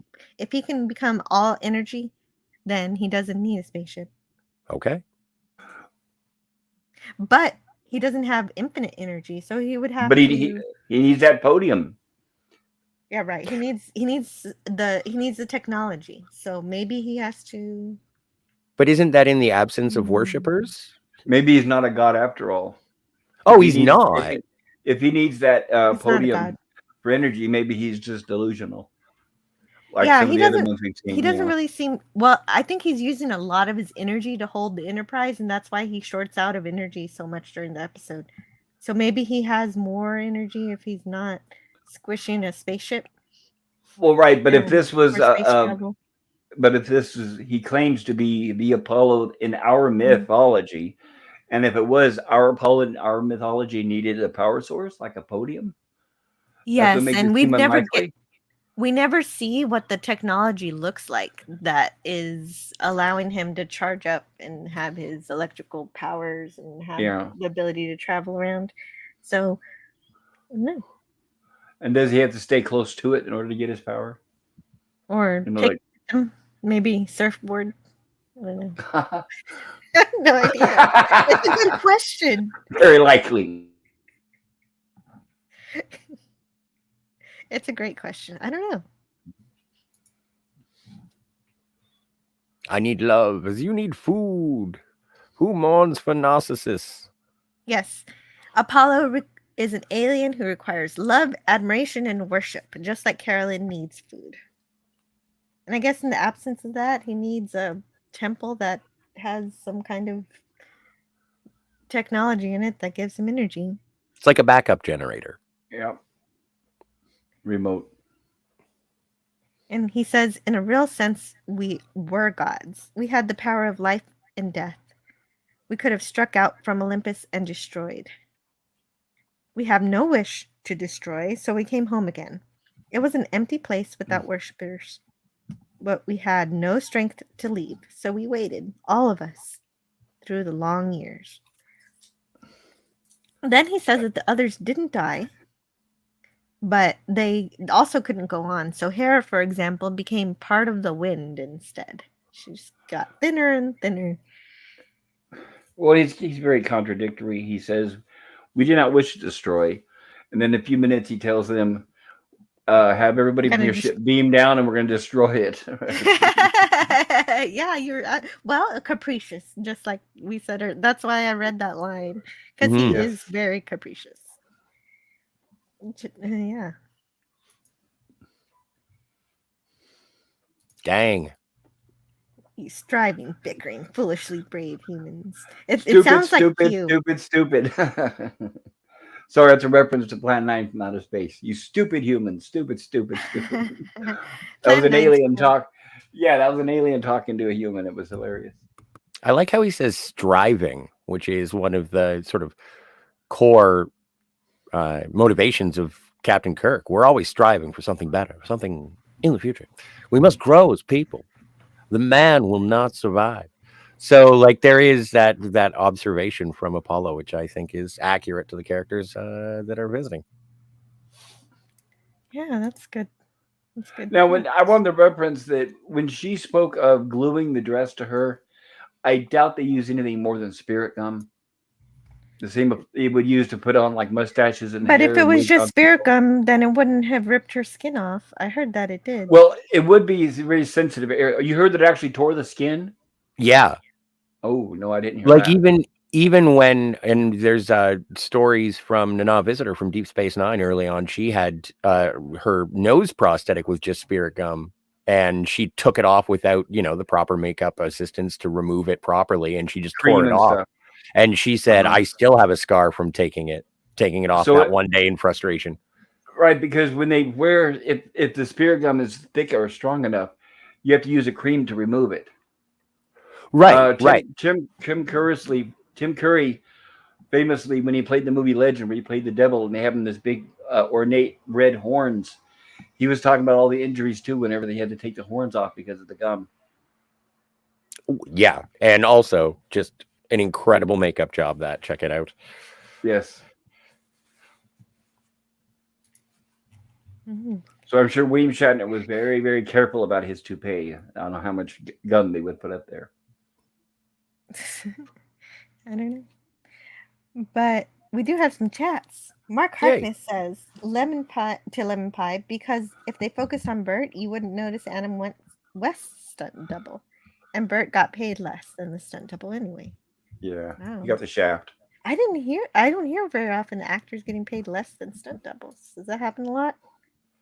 Well, and it actually, if you want to hear a lot about it, Kat and I did it over on the Phantasmagorium show. We talked about Batman the movie from 1966 and talked about some aspect of that. Oh, hey, I was there for that. I should remember. I don't. Mm-hmm. Did you mention the Shrinky Dink pills? No. Yeah, the studio gave him pills to make his, smaller.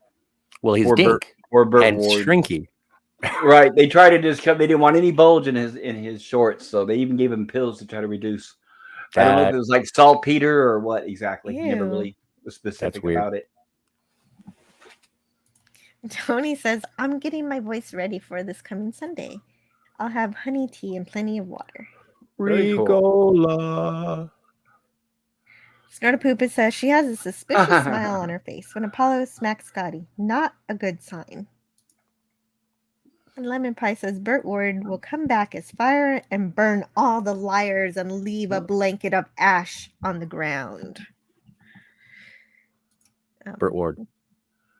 Tony says, hey, Stream Elements crossed the line. Jarvis crossed last Sunday. Oh no, it's a battle of the AIs. That's a great line. Do we need to punish the bot, Tony? And Captain Infinity says, if the stunt double was paid more, then why was he the one standing around with his thumb up his ass? Because if you don't use them, you don't pay them. Oh. They get paid whether they're on the set, whether they're used or not. Oh, good. That's good.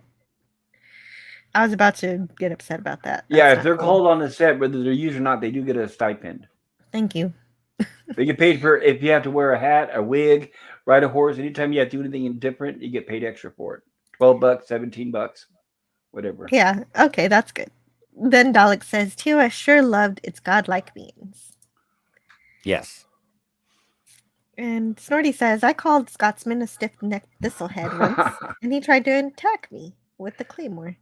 Well, don't go insulting people with claymores. Oh, and hello to Dark Helmet. Great to see Ahoy, you. heathen! Yeah, because he says, hey, heathens. And Admiral Teague is excited that Stream Elements finally acknowledged his rank and authority.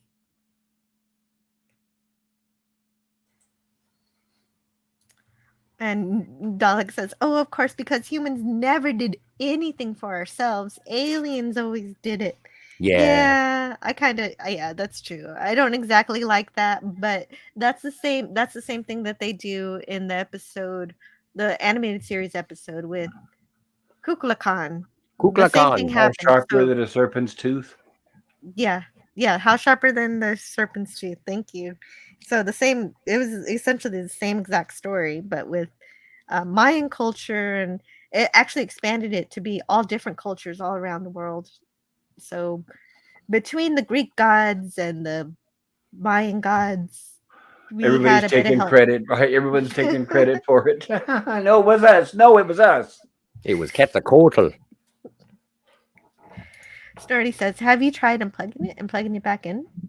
Twice. I did. That's exactly what I did. That guy does have a big duck tail. Ooh. Okay. The pompadour. Yeah. And she looks like a Barbie doll. She does. I think she's very pretty. Like a Barbie doll. Edge Time says Barbie stars in Single with Cats. The crazy cat lady. I could see that. Wouldn't post-wall Barbie be the final cut Barbie? Apparently, Shatner's toupee was much more durable than his shirts, says North. Right. Yeah. When was the last time we got a good shirt rip? I think what happened with Shatner, it would, at least what it appears, like here in the TOS, they used additions up front to cover bald patches. But I think by the time we got into the motion picture, it was a full-on wig, unless he had transplants. But I know by the time in the 80s when he did TJ Hooker, I mean, it was a straight-up wig. It looked like a extra thick carpet. Mark Harkness says Palamas, McGivers, and then you have Ensign Compton. Well, remember, what her little girl's made of, Nurse Chapel didn't exactly defend the Enterprise much either. So it happens a lot more than you guys are thinking about. That's true. She wasn't really in character in that episode anyway. No, what little character she did have. Right. She was infatuated with Roger Corby. So yeah, the same old Right. shtick. Azure Time says, I cringe every time the panel discusses Burt Ward. And Poor Burt Ward. All the times. yeah. Yeah, sorry to Burt. Captain Infinity says, if I show up to work, I expect to get paid. And talking as Death Clock and singing metal for 3 hours, I'll not be able to talk for a week, says Tony. And Captain Infinity says it's disrespectful to our ancestors to say we're too dumb to build our own shit. Yeah, I think, well, I mean, it's a Star Trek. This is a fictional universe, a fictional Star Trek universe in which aliens did land on Earth and do all these things. But on actual Earth, we did all the stuff. Well, and it was in reference to the growing, like, apart from our gods is what made them leave anyway, is that once we started to be self-sufficient and didn't have time for the worship, then they just left Earth because they weren't getting the love that they needed to subsist. Well, remember, like I mentioned earlier when Jill was offline, that we do have ancient paintings and cave drawings of said gods long before we created our own mythologies. But there's a famous quote from Gene Roddenberry just discussing Star Trek, and he says there are people who think that there were ancient astronauts and aliens came and helped us build the pyramids, and he just very emphatically says, no, humans built the pyramids because we're creative and we're ingenuity driven, and we're incredible creatures, and we can do incredible things. And so while I understand that there is a group of people who take stock in the ancient aliens, I am more of I'm more of a humanist who thinks that no, people are great and we do great things. Well, I do believe the humans built the pyramids. They've proven how that was done. Unfortunately, a lot of slaves died doing it, but it was done by human hands. Oh, yeah. I agree with that too. But I do remember that a long time ago, Captain Infinity wanted to take a trip to Egypt to figure this out in reality and to go inside the pyramids and explore. I don't think that's ever going to happen, but are they even open to the public? You know, you can't trust the public. They're always like doing selfies and carving in the stones and all that stuff. Snortapoopa says, in my script, alien godlike beings announce his presence. Behold, I am... Captain Drake gestures over his shoulder with his thumb. Another one? Get in line. And Edge of Time says, Shatner's toupee will show you the way when summer brings you down. Okay. And Captain Infinity says, no, Star Trek takes place in our universe. Well, there's a lot of inconsistencies between our universe and the Star Trek universe, especially as time goes on and we have not had the genetics wars or the World War eugenics wars, eugenics wars. Yeah, all these things are, you know, we're not very close to warp drive. We're running out of time. Aren't we supposed to be getting sanctuary districts this year? I can't wait. Captain Infinity says nobody knows who built the pyramids or how or why. Those specific buildings are demonstrably too complex for humans. And Starpoopa says they are oversized kits from IKEA. Yes, that's how the forced labor died, by lifting those giant Allen keys. Well, not only that, when you go to IKEA, you could get lost if you don't follow the arrows precisely. We lost 3 people today in IKEA. They didn't make it out. Could you read this from Linrod? It was figured out some time ago that the stone it's made of was very likely a form of concrete, so the blocks were never put in place. They were formed. And Captain Infinity says Egyptologists will tell you that slave pulley theory is laughable nonsense. Demonstrably. Tony says, yeah, the eugenics wars was 1998, wasn't it? Yeah. 97? Sounds right. At least that's when the Botany Bay left Earth. Yeah. No, but it's Price is Right rules. You got to go closest without going over. Okay, fine. Thank you.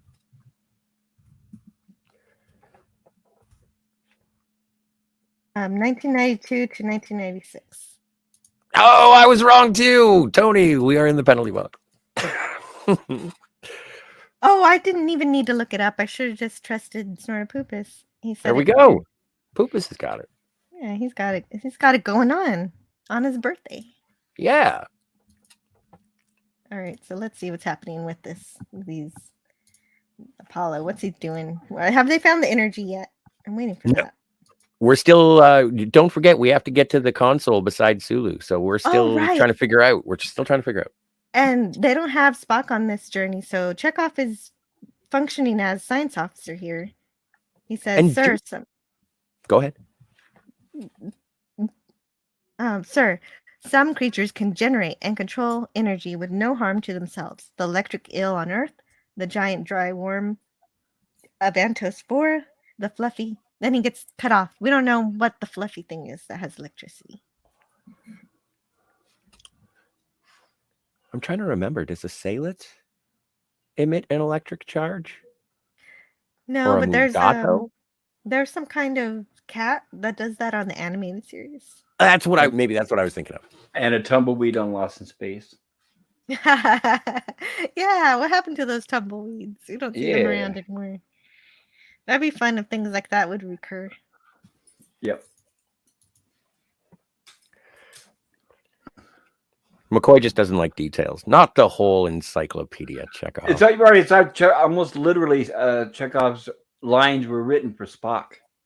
It's like a last minute change. They said, "Oh, just put Chekhov instead and have him read Spock's lines." I think it's kind of cute. Like maybe Spock is mentoring Chekhov, as it says here. Spock's no, I agree, but even the way that McCoy's dealing with him, the way he's cutting him off and saying, not so many details, that's the way he would be talking to Spock. True. But I think it's a character, I think it's a character development, because even in the last episode or the episode before that, he was at the science station. A little too eager. Right. And then he definitely looked dejected when he had to go back to his normal post. Oh, yeah, he was not happy. Pouting and all, yeah. It is kind of fun having a younger person that gets to have those kind of emotions. Jim's Landscape is here. Hey, Jim. Hey, hello, Jim's Landscape. Hello. Oh, I saw your unboxing video. It was awesome. The little tricorder spoiler. Oh, the miniature one. That's probably yes. Oh wow, that's cool. Little miniature TNG tricorder. Oh man, I need a tricorder. TOS one though. I want. Apollo returns. Isn't there a contest that's been going on for several years where there's a prize and an award to somebody who can build the first tricorder? Have you guys talked about that? Oh, I have talked about that actually on one of my Friday shows. I talked about the science in Star Trek. Sorry. And no, it's okay. It's like a company that actually, interesting enough, the Roddenberry Foundation is who put on the contest, but private companies did come forward and try to do that, and a couple are figuring it out. They include lots of tools though in order to do these kind of things. We're not quite there, but someday they're working on it. They are, and that's the best thing. Mm-hmm. Yes, that's the best thing that they're doing right now. Apollo returns without the lieutenant. Where's the girl? Carolyn and Scotty completely forgets what Kirk told him. And there we go again, right? It doesn't learn. All right. So we've talked a lot about subordination in the past, and we've talked about stupid decisions, especially the guy from last week who got killed for drawing too quickly with on Friday's Child. What was his name? Friday's Child. He gets shot because he sees a Klingon, or he gets the Kirab or the Klibot, whatever. The thing gets stuck in his chest. But yeah, Scotty's going nuts. He's being stupid, insubordinate. He's been told to sit down. So you know what? You're relieved of duty for a little while, buddy. Here, have some fake fruit. That's what you would think. Is it time to get back to the bar, Scotty? We got work to do. Come on, we can't knock off at 5. You can't go to the pub. Maybe Bones can give him something to calm him down, right? I was curious what Saracen is, because I don't know what that is. So it says here the word Saracen is mainly associated with the Crusades, a series of bloody European invasions into the Middle East that took place between 1095 and 1291. Really? That's interesting. Yeah. I wonder if it has something to do with taking lady prisoners. I don't know. Nomadic people. I don't really know. Okay. But anyway, Scotty's mad. Once again. And kapow! Oh, this is where he gets blasted back. Yeah. And then the stuntman gets injured. Yeah. Wow. Yeah, he gets another finger blast of electricity for his efforts. He gets finger Earth. banged. Scotty, I don't think that's the right word. Oh, banged by the finger? Maybe finger blast? Finger blast. No, I don't think that's any better, Joe. No? No. Really? Okay, then finger bangs. No, let's just move on in lightning bolt. Well, I then don't- still not being obeyed. This time, Kirk is punished by strangulation. Kirk clutches his throat and falls to the ground. He's choking. He is, which has been common lately. Hmm. I like the quizzical look of Chekhov because there seems to be some difference or change to how Apollo is behaving when he exerts his powers. Yeah, Chekhov is the first person to notice that he winks out. Yes, And he looks tired. yeah, and then he disappears. Like that Russian cat. Gotta go recharge. That's British literature. It's the Cheshire cat.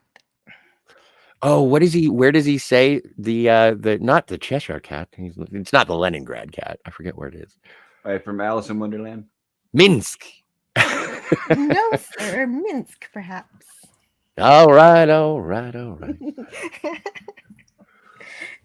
It's some fun humor. And so Kirk is saying that maybe these aliens did start the Greek civilization, which was also the beginning of however they influenced humanity. And they discover that by overworking him, they realize that he can become tired and need a recharge, thanks to Chekhov paying attention. Well, and an interesting turn of phrase that Kirk uses, and he uses it again in the Doomsday Machine with Scotty, I think. Kirk says, "You just earned your pay for the week," which is kind of interesting, just in terms of they're not getting paid. Maybe it's you've earned your position for the week kind of thing, just kudos and credits. But it just for an organization that doesn't use money, he does say you've earned your pay a couple times. Yeah, well, not in TOS, but later on they established that Starfleet officers can earn credits. Mm-hmm. That is true. Well, and they said that, what was it, from credits to Navy beans? Isn't that what DeSalle said a couple weeks ago? From credits to Navy beans. So. Interesting. I need to watch more Star Trek. Yeah, I'll join you. I love Right. watching more Star Trek. And there's that microphone again. The Christmas tree stand is gone, but microphone's still there. Right above Uhura's head. Oh, I see it. I see the microphone.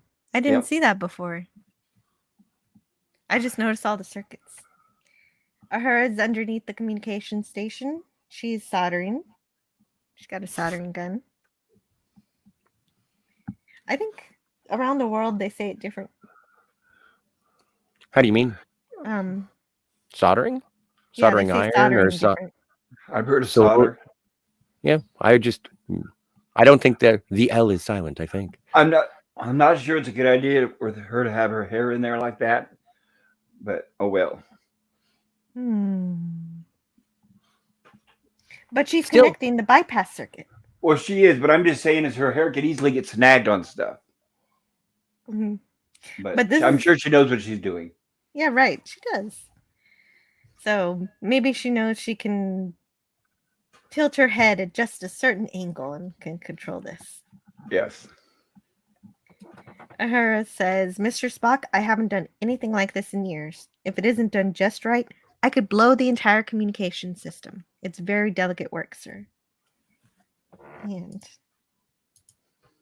I have this here. I can think of no one better equipped to handle it, Miss Uhura. Please proceed. Which is great. Just again showing the equality and the duty of the Starfleet officers. Yeah, it's fantastic because it helps establish how important she is to that station. She is that entire department. Mm-hmm.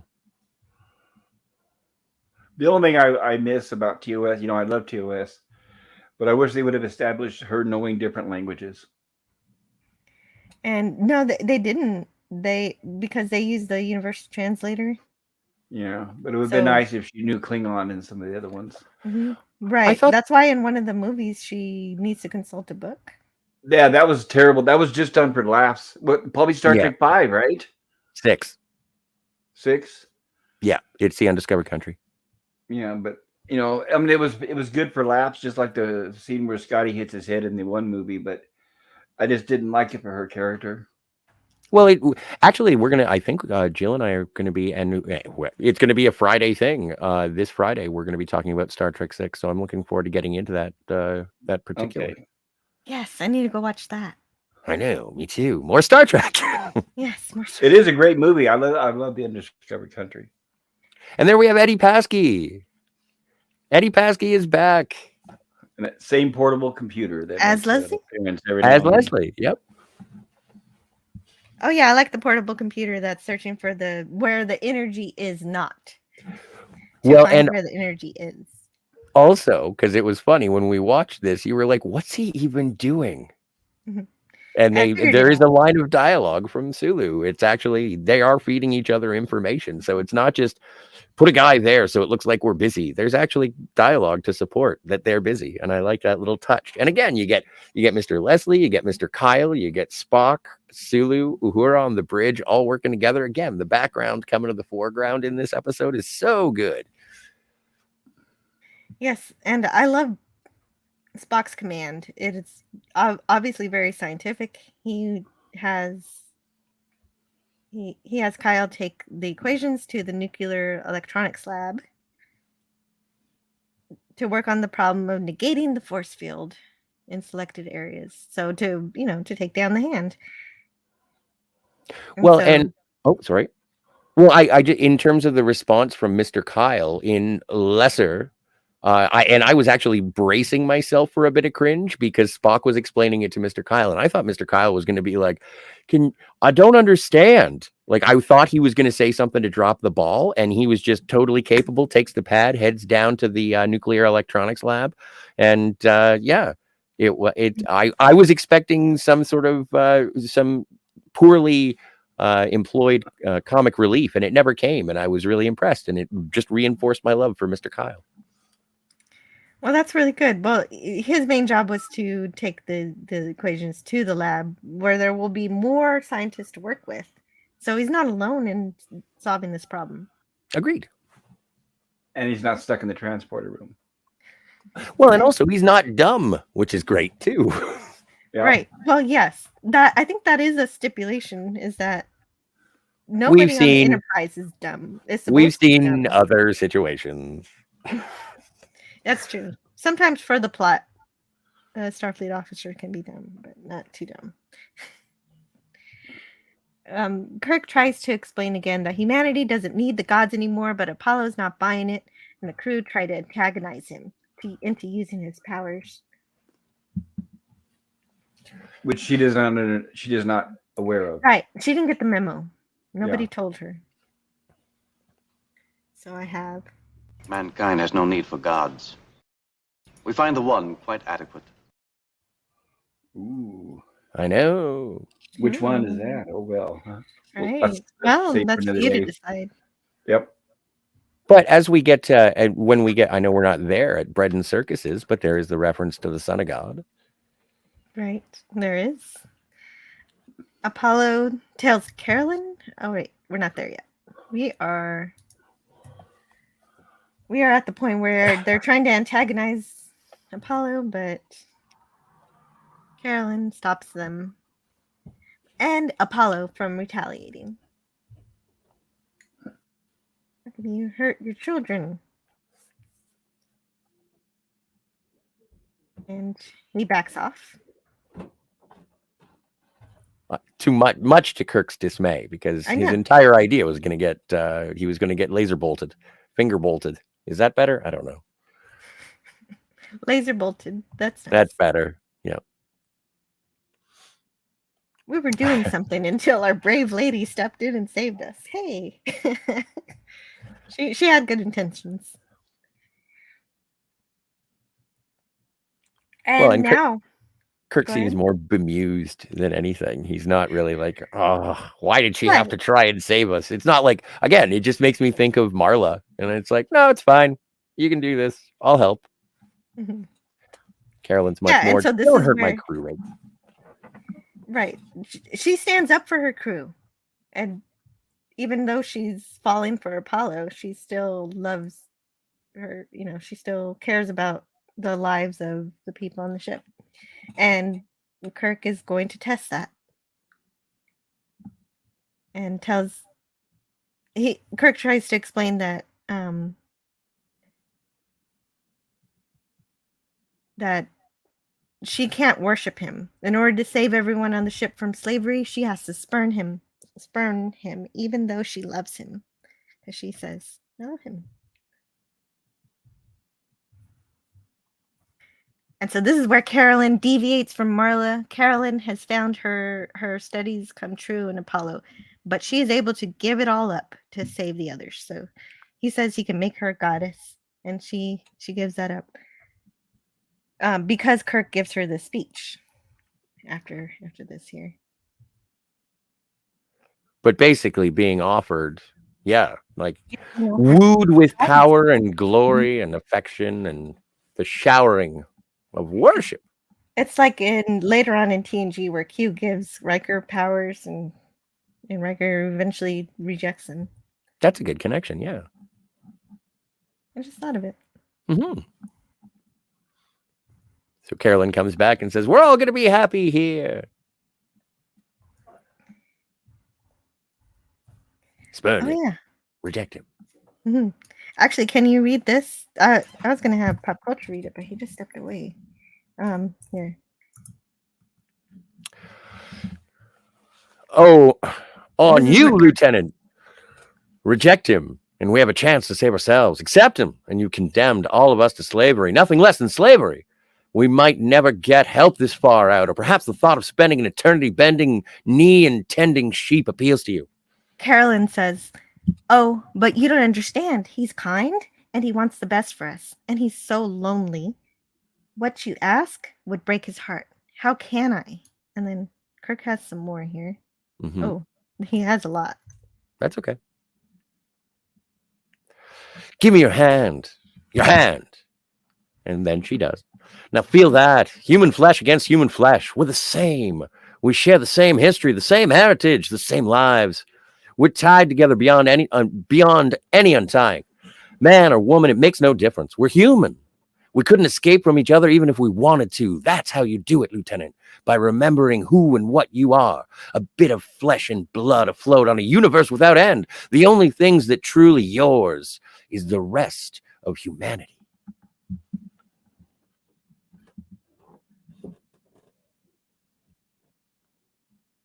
Right? Oh, this is going to be... Welcome back, ladies and gentlemen. Yeah. Sorry. I had finished it, but let me let you finish it. Oh, my mistake. I'm sorry. Oh, that was my mistake because I didn't put it all in. That's where our duty lies. Do you understand me? And so she has her orders. And so, unlike Marla, she carries out her orders. Hey, Sean Carter. Yeah, hello to Sean Carter. I'm not quite back to the chat yet. Thank you for noticing that for me. And just wanted to say hello. Yeah, hello. So she has her orders, and Spock has finally found the location of the energy. and it's coming from somewhere in the temple structure. And of course, Scotty is getting panicky about making sure that Carolyn is not harmed. He says, "Captain, we've got to wait until Carolyn comes back before we fire on the temple. We don't know what would happen to her if she suddenly gets attacked. She might get killed." And this is he does some great acting of being absolutely panicked about this whole thing. But he holds it back enough. He still is respectful. And then there's some makeout scene Yes. between Apollo and Carolyn. Closed mouth. Censors demanded it. I wasn't expecting Trek tongue. I was looking for it, but it wasn't. You wanted it? Okay, fair enough. Makes sense. It would make sense here. The gods are very passionate. Mm-hmm. Carolyn says, "I must say, Apollo, the way you ape human behavior is remarkable. But there are some other things I must know. Your evolutionary patterns and your social development." And of course, Apollo is confused by this because now she's showing that she's a scientist and that Apollo is nothing but a specimen to her to be studied and understood. And that she needs to study ancient civilizations, relics, and myths. And that she doesn't really love him. Obviously, she does, but she's doing what's best for her crew. So she is burning him like Captain Kirk told her to. She says, "Why, I could no more love you than I could love a new species of bacteria." You love me. Come here. Do this for me. Say this one. Sorry. Okay. I'm just a dancing monkey, ladies and gentlemen. Carolyn, I forbid you to go. I order you to stay. And Carolyn says, "Is that the secret of your power over women, that thunderbolts you throw?" And she walks away, and a strong wind begins to blow. Thunder rumbles. And this is, I was referring to this earlier in terms of the direction, and it's something that I just got an impression of watching this episode last night, is that when Apollo does have his tantrum and he grows and he sort of imposingly comes in on Carolyn, who is she's flailing from the high winds and storm that Apollo has created, expending great amounts of energy. But it does look like he's approaching her and getting in her space. I think that there is a more sinister implication from this particular interaction, if you get my meaning. I think that he forces himself upon her. And that is a great, that reaction from Lieutenant Palamas is definitely, that doesn't look like someone who's just being blown down to the ground. That looks like someone who's being, attacked. Yeah, I don't know about that, but that is an interesting interpretation of that scene. It is definitely powerful. Oh, here's the scene where Kirk jumps over the rock. Come on, I'll do it. Do you have the button, or do I have the button? Okay, you have the button too. So this is by far the best jumping over a rock in the history of Star Trek. I really believe that because it always makes me happy to see it. If you're not a fan, I understand. It may be a singular taste of Fire those faces. That's an order, Mr. Spock.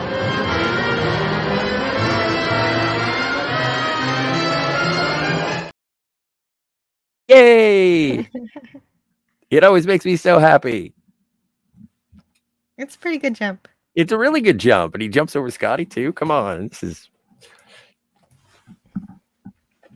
and they just keep blasting and blasting.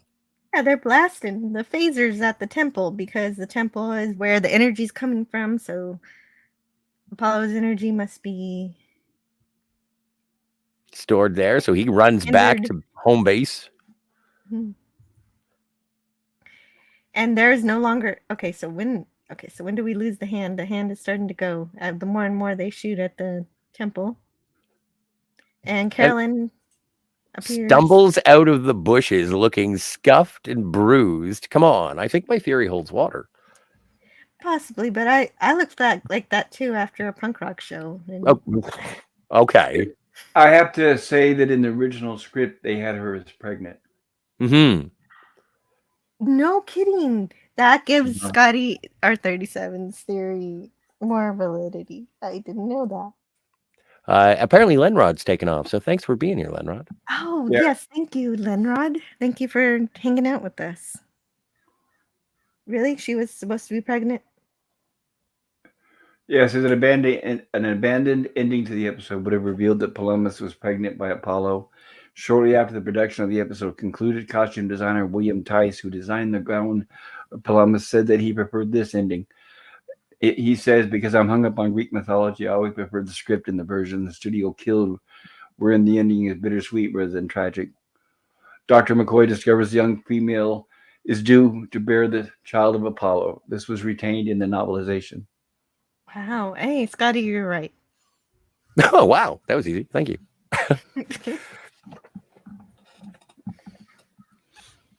So the hand begins to fade with the power fading and the entire I command. Well, think about it. Think about it. What's even more against the censors of the time, not only, but if she was pregnant, by the looks of the last time we saw her, it was definitely non-consensual. Well, that was what I was saying. Yeah. Yeah, you know, Yeah, so it makes sense they dropped it. yeah, they're not allowed to show that topic back then. Yeah, that's what it looks like, or appeared to look like. They're allowed to show the non-consensual. They're just not allowed to show the repercussions of the non-consensual. Well, they were Yeah. allowed to show it in the 80s, 90s, because 70s. That's true. They did show it in the 70s. Well, but and the difference was it was also prime time. You know, like they told like Lost Space, they would call it the children's hour. So the show was done for prime time, and it was done between 8 and 9 p.m.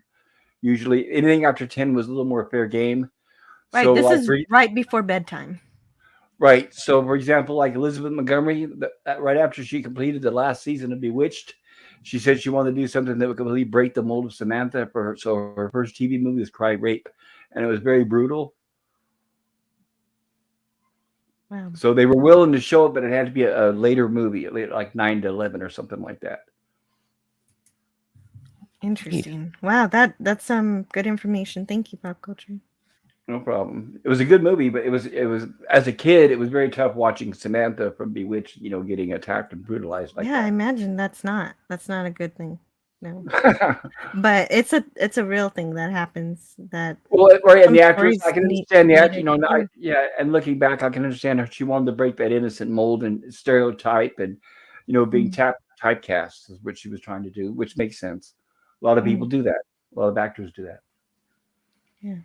And Apollo is pushing back, trying to ask them, he's demanding them to stop commanding, and he's sending lightning bolts of his own that can somehow reach the ship and shake it up.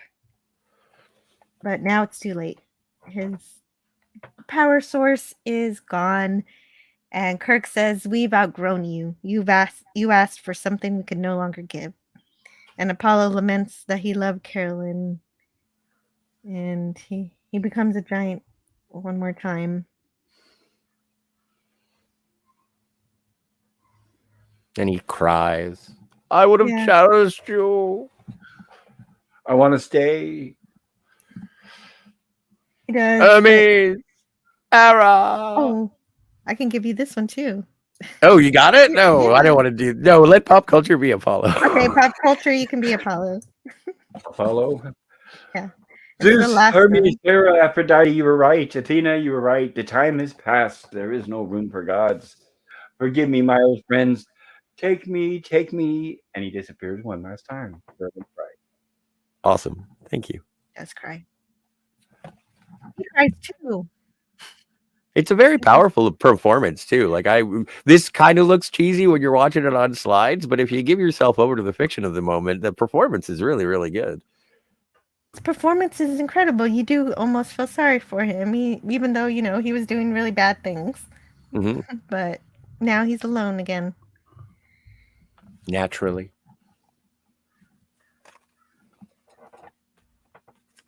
And Pop Culture, could you read this from Captain Kirk too? So do I. They gave us so much. The Greek civilization, much of our culture and philosophy came from worship of these beings. In a way, they began the golden age. Would it have hurt us? I wonder, just to have gathered a few laurel leaves. Now he laments, and of course, he walks around like a triumphant. That's a good point to notice his stature and how he behaves versus what he's actually saying. Yeah, whenever Apollo's not around, he's willing to walk up there and just strut around. But yeah, I thought it was interesting. It is interesting. Very Michael well Forrest. spotted. Michael Forrest played Apollo. Good job by Michael Forrest. Mm. And Leslie Parrish as Carolyn. Also a good job. Yeah, she did wonderful. It was good to have a good Starfleet officer, the way a Starfleet officer should be. Even if she was taken a bit, she came around in the end. Yes, she did. Look at that lineup featuring Scott, Sulu, Uhura, Chekhov, Lieutenant Kyle. Like, that's a full house. John Winston is Lieutenant Kyle. You know, it's great. I was thinking about that earlier. I think the one reason why they were able to afford to get so much of the cast together was because the limited sets. They were probably able to shoot this pretty quick because it was basically shot in 2 rooms. It was shot on the bridge of the Enterprise and the Apollo set, which was very small. So I'm sure it was relatively easy. That's true. Most of the scenes were just in that one set. Yep. And then the bridge, and then the temple. Yeah, almost reminds me of the season 3 episode. Mm.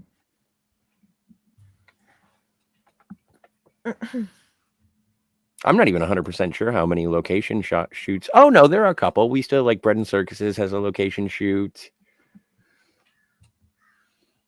There's some, but they're gonna start getting fewer and far between, unfortunately. Mm-hmm. Len Rod says Chekhov's hair looks wrong. It actually did blow a little bit in the wind. They made a little dent. So I just wanted to star the chat there, and so we can do our review for the final thoughts for the episode. This is one of those classic Star Trek episodes. It's an unforgettable one, whether you like it or not, because it sticks in your brain because of the way the Greek gods are portrayed in the Star Trek universe and how they had an impact on history in a way that would make sense in terms of making them aliens rather than actual gods. And these gods, what makes this one stand out is the female protagonist of the story, Carolyn, who falls in love with Apollo, is enraptured by him and all he represents from everything she studied. And he even offers her to be a goddess, but she's willing to put all of that aside to do her duty and put him down to save her crew from slavery, despite her obvious desire to be with him. She's what Starfleet should really be, and that theme continues with Uhura, who is the communications officer of the ship. And I do like when Kirk and Spock get off the bridge, so Uhura and Scotty can shine on the bridge because they're so fun. And according to Spock, Uhura is the best one to deal with the circuitry of the communication station, and Spock doesn't just hand out compliments to anybody. So this is a fact. And I love the characterizations in the episode. They're beautiful, even if I'm a little puzzled about how aggressive Scotty gets to protect Carolyn. But I guess that's a guy thing. All over that 1 cup of coffee, I guess. Well, whenever Scotty gets involved with the ladies, and it carries on to Wolf in the Fold, and then it carries on to the Lights of Zetar. Anytime Scotty's with a lady, things are going south for Scotty. Okay, so as long as it's a consistent theme, this is part of his character. I can accept it. And I love this episode. I give it a B+. Well, and just based on the roster of the cast, like I get really giddy whenever there's the entire crew together, and I get even more giddy. Like the only person that is really missing here would be Nurse Chapel. And it would be like, everyone's home. This is amazing. But this is just a great episode because it has all of the original 7 crew that go on to be in the movies. And you even get some background players who are recurring throughout the series as well. So it's when Mr. Kyle shows up, it kind of feels like Mr. O'Brien is there. When Leslie showed up, it's kind of like that one Helms woman who shows up with the short hair. I believe her name was Tracy. I don't know the character's name, but it's just like, yay, everybody's here. So Hooray. I give it an A+ just for the roster, and also it's goofy enough to be fun. Everyone's doing their job. It's still not shrouded, but explained by science in terms of, is that a hand? No, it's an energy field. Okay, we have an energy source. We have to get through it. How are we going to get through it? We have to affect the shields. Even at the beginning, Kirk is rocking the ship back and forth to try and break free. It's all. I know it seems silly because we're talking about Apollo and growing gods that make girls dress up in fancy gowns, but something about it is just the perfect balance of kitsch and pastiche and all the romps. It's fun, but it's everyone's doing their job, everyone's in character, and everyone's treating the situation seriously. This is an A+ for me. Hooray. And it is, I would say it's goofy, but also it's a exploration of a real religion that people did worship back in ancient Greece. So it's something that's very real to some people, or was, or used to be. So, Pop Culture Curator, what did you think of the episode? I enjoy it. It's not perfect, but it's TOS, so it's closest to perfection we'll ever get in my eyes as far as Star Trek is concerned. I would give the episode a B. It's up on the upper scale because I think it was great casting, and it was good for being a bottle episode because there was, like I said, there was not much scenery or locations. But the only thing that would make it not an A is because the trope of the omnipotent God with the powers that has a power generator that all you have to do is take out the power generator, and then the person just disappears and fizzles away, crying and lamenting. It just got old early, and it's too bad that we see a lot more of that in Trek in the future. That it's not over at this point. But I know a lot of people like that plot and that old shtick. But I give it a B. I give it a B. Thank you. You're welcome. Thank you. Great review. And then we also have the chat. They also reviewed the episode in the poll, so we can look at the poll. Yay. See what the poll says. I have a feeling this is going to be a strong B. Also, everybody, if you enjoyed the stream, please consider hitting the like button. Actually, Don't consider it. Do it now. Yeah, what's there to consider? Click. It's free, click. like Spidey Ooh, close one. said. Ooh, it is Right. closer. So there's a tie here so far. Oh, hey, I gotta get going soon. Where did the time go? I got a lot That of chat. way. You were having fun. That away. Oh my goodness. I was having fun. I'm glad I went through the review though. I would have ran out of time if I got to the chat. But I do love the chat. And here in the poll we have 43% for the A range, 43% for the B range, and 14% for the C range. And so let's see how much chat I can get through in like 5 minutes. Lenrod says the fluffy Pikachu. And everybody's passing along birthday wishes to Snortopoopas Cuber, which is great.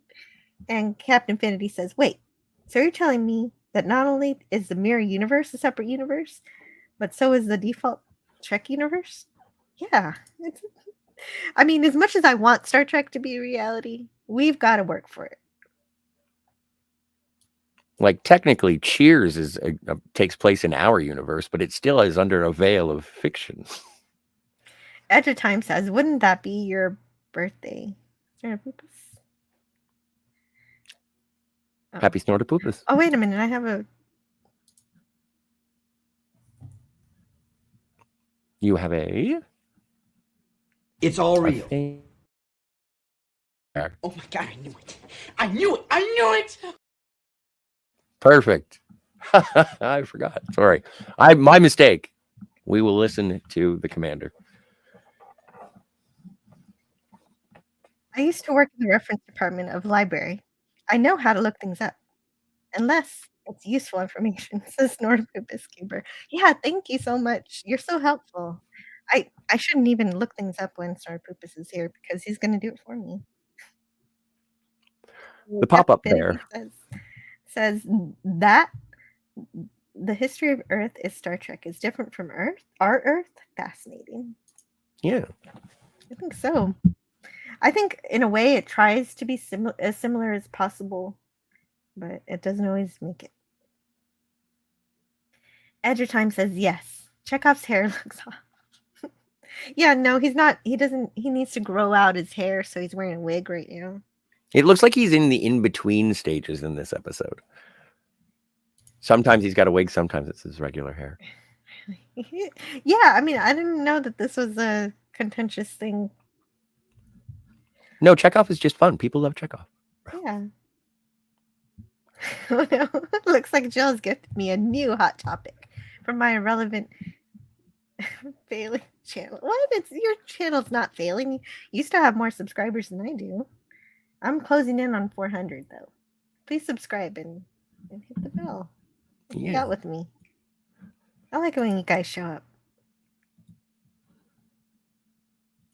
Sorry, Poop. It says, talk about a line that would be allowed today, calling him a bloodthirsty Saracen.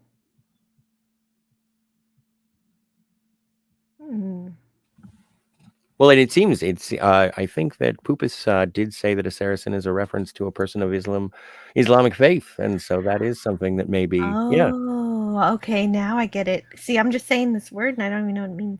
Saracen in the Middle Ages, any person, Arab, Turk, or other who professed the religion of Islam. And to be used as a spiteful derogatory, yeah. No, that's odd, but 60s. 23rd century, they do get paid with the economics of Star Trek. Mark Harkness, I can trust you. I trust you. Uh-oh. I lost internet? Not again. I can hear you. If you lost internet, it's the best losing of internet ever. That's good. Because I ended the poll, but I can't see it. I need it. Let's see. There it is. Okay, I need to copy it. Oh, we got up to 37 votes, and it looks like the bees have it. Oh, bees win. Hooray. Oh, you know what? I gave you guys the wrong poll because my chat hadn't refreshed. The B's are at 45%, the A's at 37%, C's at 16%. Cool. That's still a really great score.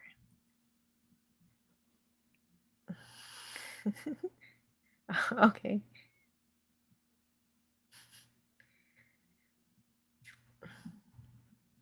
All right. I'm sorry, Captain Infinity. I didn't mean to do that to you.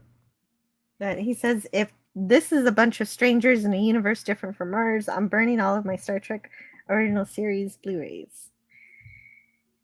Wow. Well, maybe I misunderstand your question. Maybe I'm wrong. I don't know. You're having me question the reality of my reality because that makes me sad.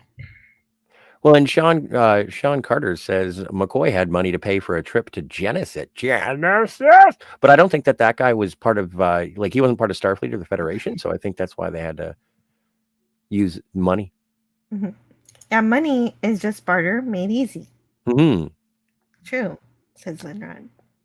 Mark Hartner says, from the Ultimate Computer, the government bought it, so Daystrom had to make it work. Yeah, so that's saying that the Federation bought the computer. But Daystrom had to make it work. Wow. But that also could just be bought it by here are the resources that you need to make it a reality, as opposed to here's money, now here's the resource. Like being paid with the materials may be sufficient as opposed to currency, would be my guess. Mm-hmm. But again, I think it's open. Yeah, that too. Money in Star Trek. That is a whole live stream all by itself. True. I need to write that down for Friday. There needs to be a Friday where we talk about money in Star Trek. Okay. And Stormtrooper says that agrees with Pop Culture Carrier. That was one scene I hated in Star Trek 6 when she was mangling Klingon. I don't know why I think that the Federation doesn't have the Klingon dialect. I don't know why I think that, and I know I could be wrong. Well, it just Captain doesn't Finley- make sense because, at least for us, every time we went to war, the first thing we did was we learned the language so that we could decipher messages and things. See, I am wrong. But again, yeah, played for laughs. But we can we'll get into it. Well, it could be a subtopic for Friday since it's in the movie. Mm-hmm. I'm sure Nichelle Nichols would have went for it, but it was the '60s, so I'm happy with what they gave her. Captain Finney says, "I'm going to take this up to Clobby. Star Trek doesn't start in a parallel universe. That's a ridiculous claim." Okay, so you're saying everything starts in our Earth and it diverges at a certain point into a parallel universe. That I could buy because then some certain things could be parallel and then I don't know. But our Greek mythology, we didn't have Apollo as a alien 5,000 years ago. So I think that Star Trek is based on Earth and wants to be Earth as much as possible, but there are just going to be some elements that diverge. It's a good question. Please do ask Clobby. I would love to hear his answer. I can't wait. Bird of Prey 5 says, "Nice Star Trek 6." Mm-hmm. Yes, Friday. Oh, if you're not busy, Bird of Prey 5, would you like to join us for Star Trek 6?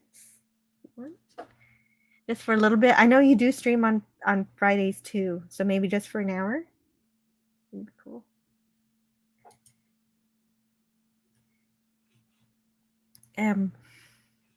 Snortopoopa says, "Star Trek takes place in the real universe. We are the ones who exist in a parallel universe." Oh, I like that. What if we No. are the dream? Really, this is an important topic. Jokes can come later. Oh, it's fun. I'm trying to have fun anyway. I'm having fun. I should be running away, but I want to. Mark Harkness says, "Director suggested to Nimoy that maybe they should have a shot of Spock looking back behind Uhura as if Spock might need to do it himself." Nimoy said, "No. Uhura knows her job. Spock wouldn't second guess." Hells yes. Wow! Are you kidding me, Mark Harkness? That is amazing trivia, and it just I didn't know I could love Leonard Nimoy any more than I already do. That is wonderful.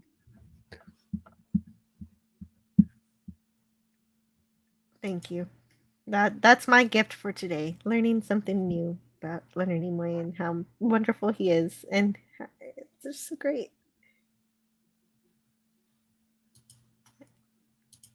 Oh, and Tony wants to show up for Star Trek 6, of course.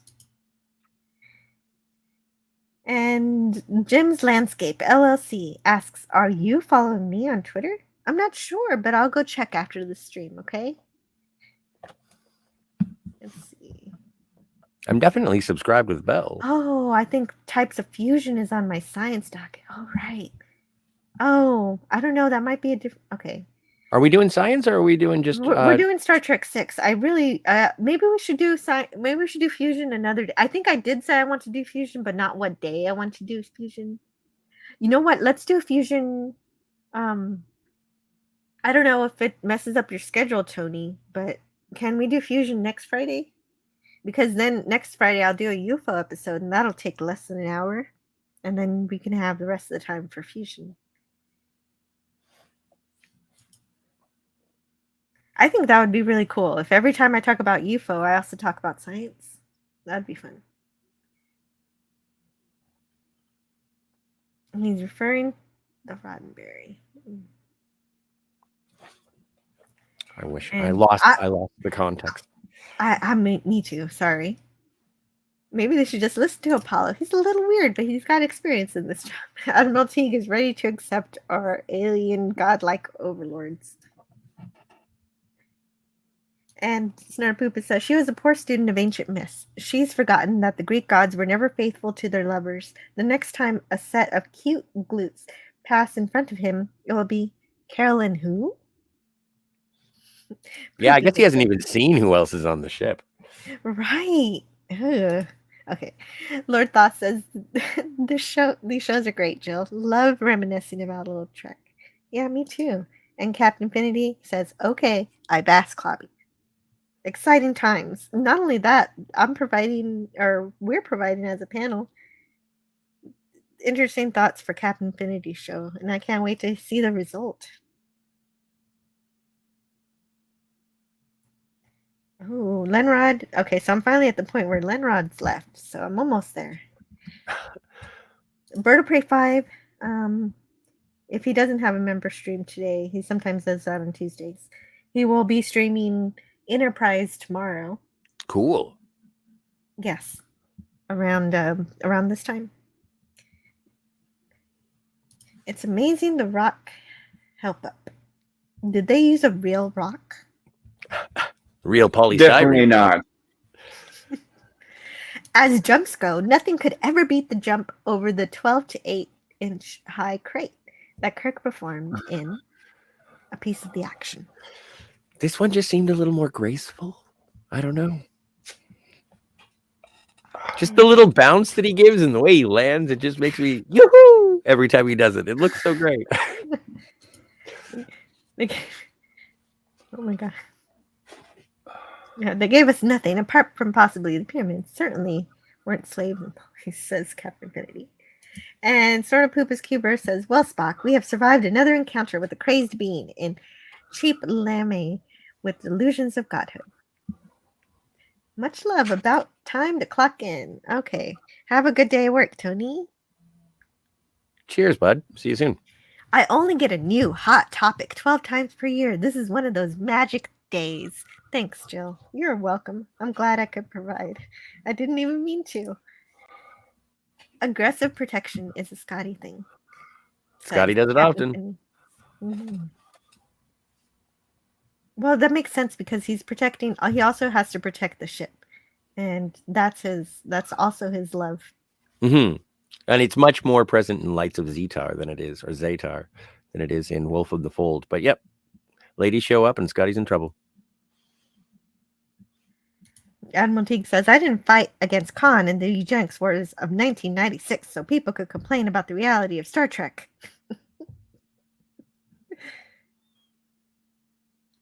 You made it. Mm-hmm.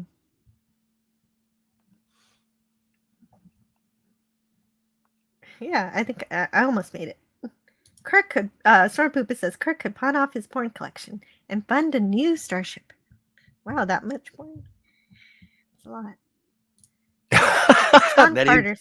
That is a lot. Sean Carter says, yeah, but Spock took a few steps back when he told Nomad what Uhura was. Oh, man. Oh, yeah. I love the changeling except for that part. But we'll get there soon. That's coming up. I haven't seen it in such a long time. I can't wait. But next week, we're going to go to Amok Time, which is one of my favorite Star Trek episodes. This is a fun topic because I didn't know it was contentious either, but with the opposite assumption. Are we talking about cold fusion or Asian Caribbean fusion? I don't know that. Well, yeah, I don't know. That's making me hungry. Asian Caribbean fusion? Well, I figure it's food. Asian Caribbean food. I don't know.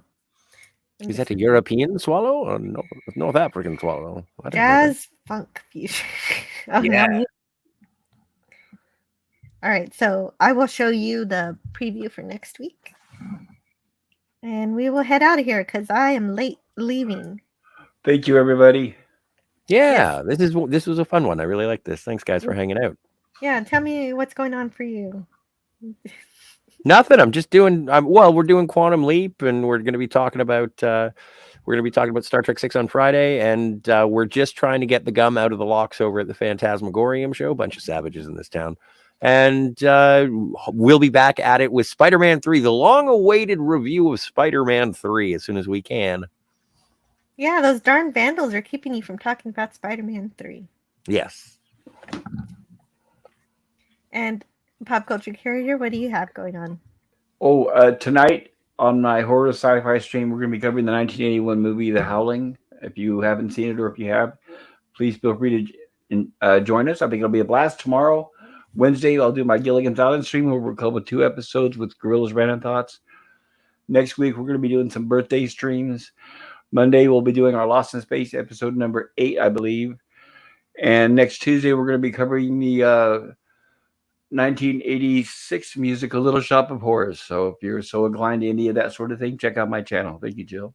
You're welcome.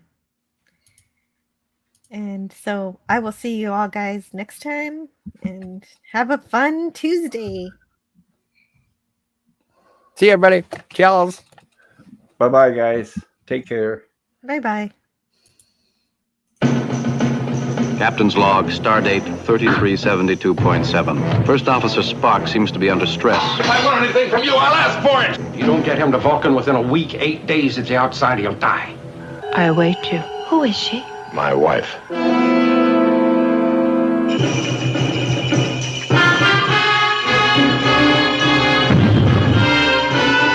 She chooses the challenge.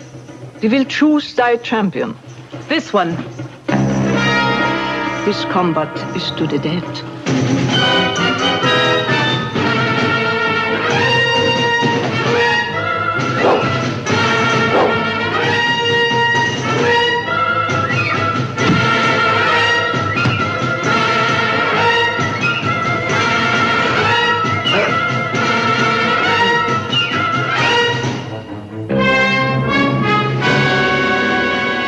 Dead.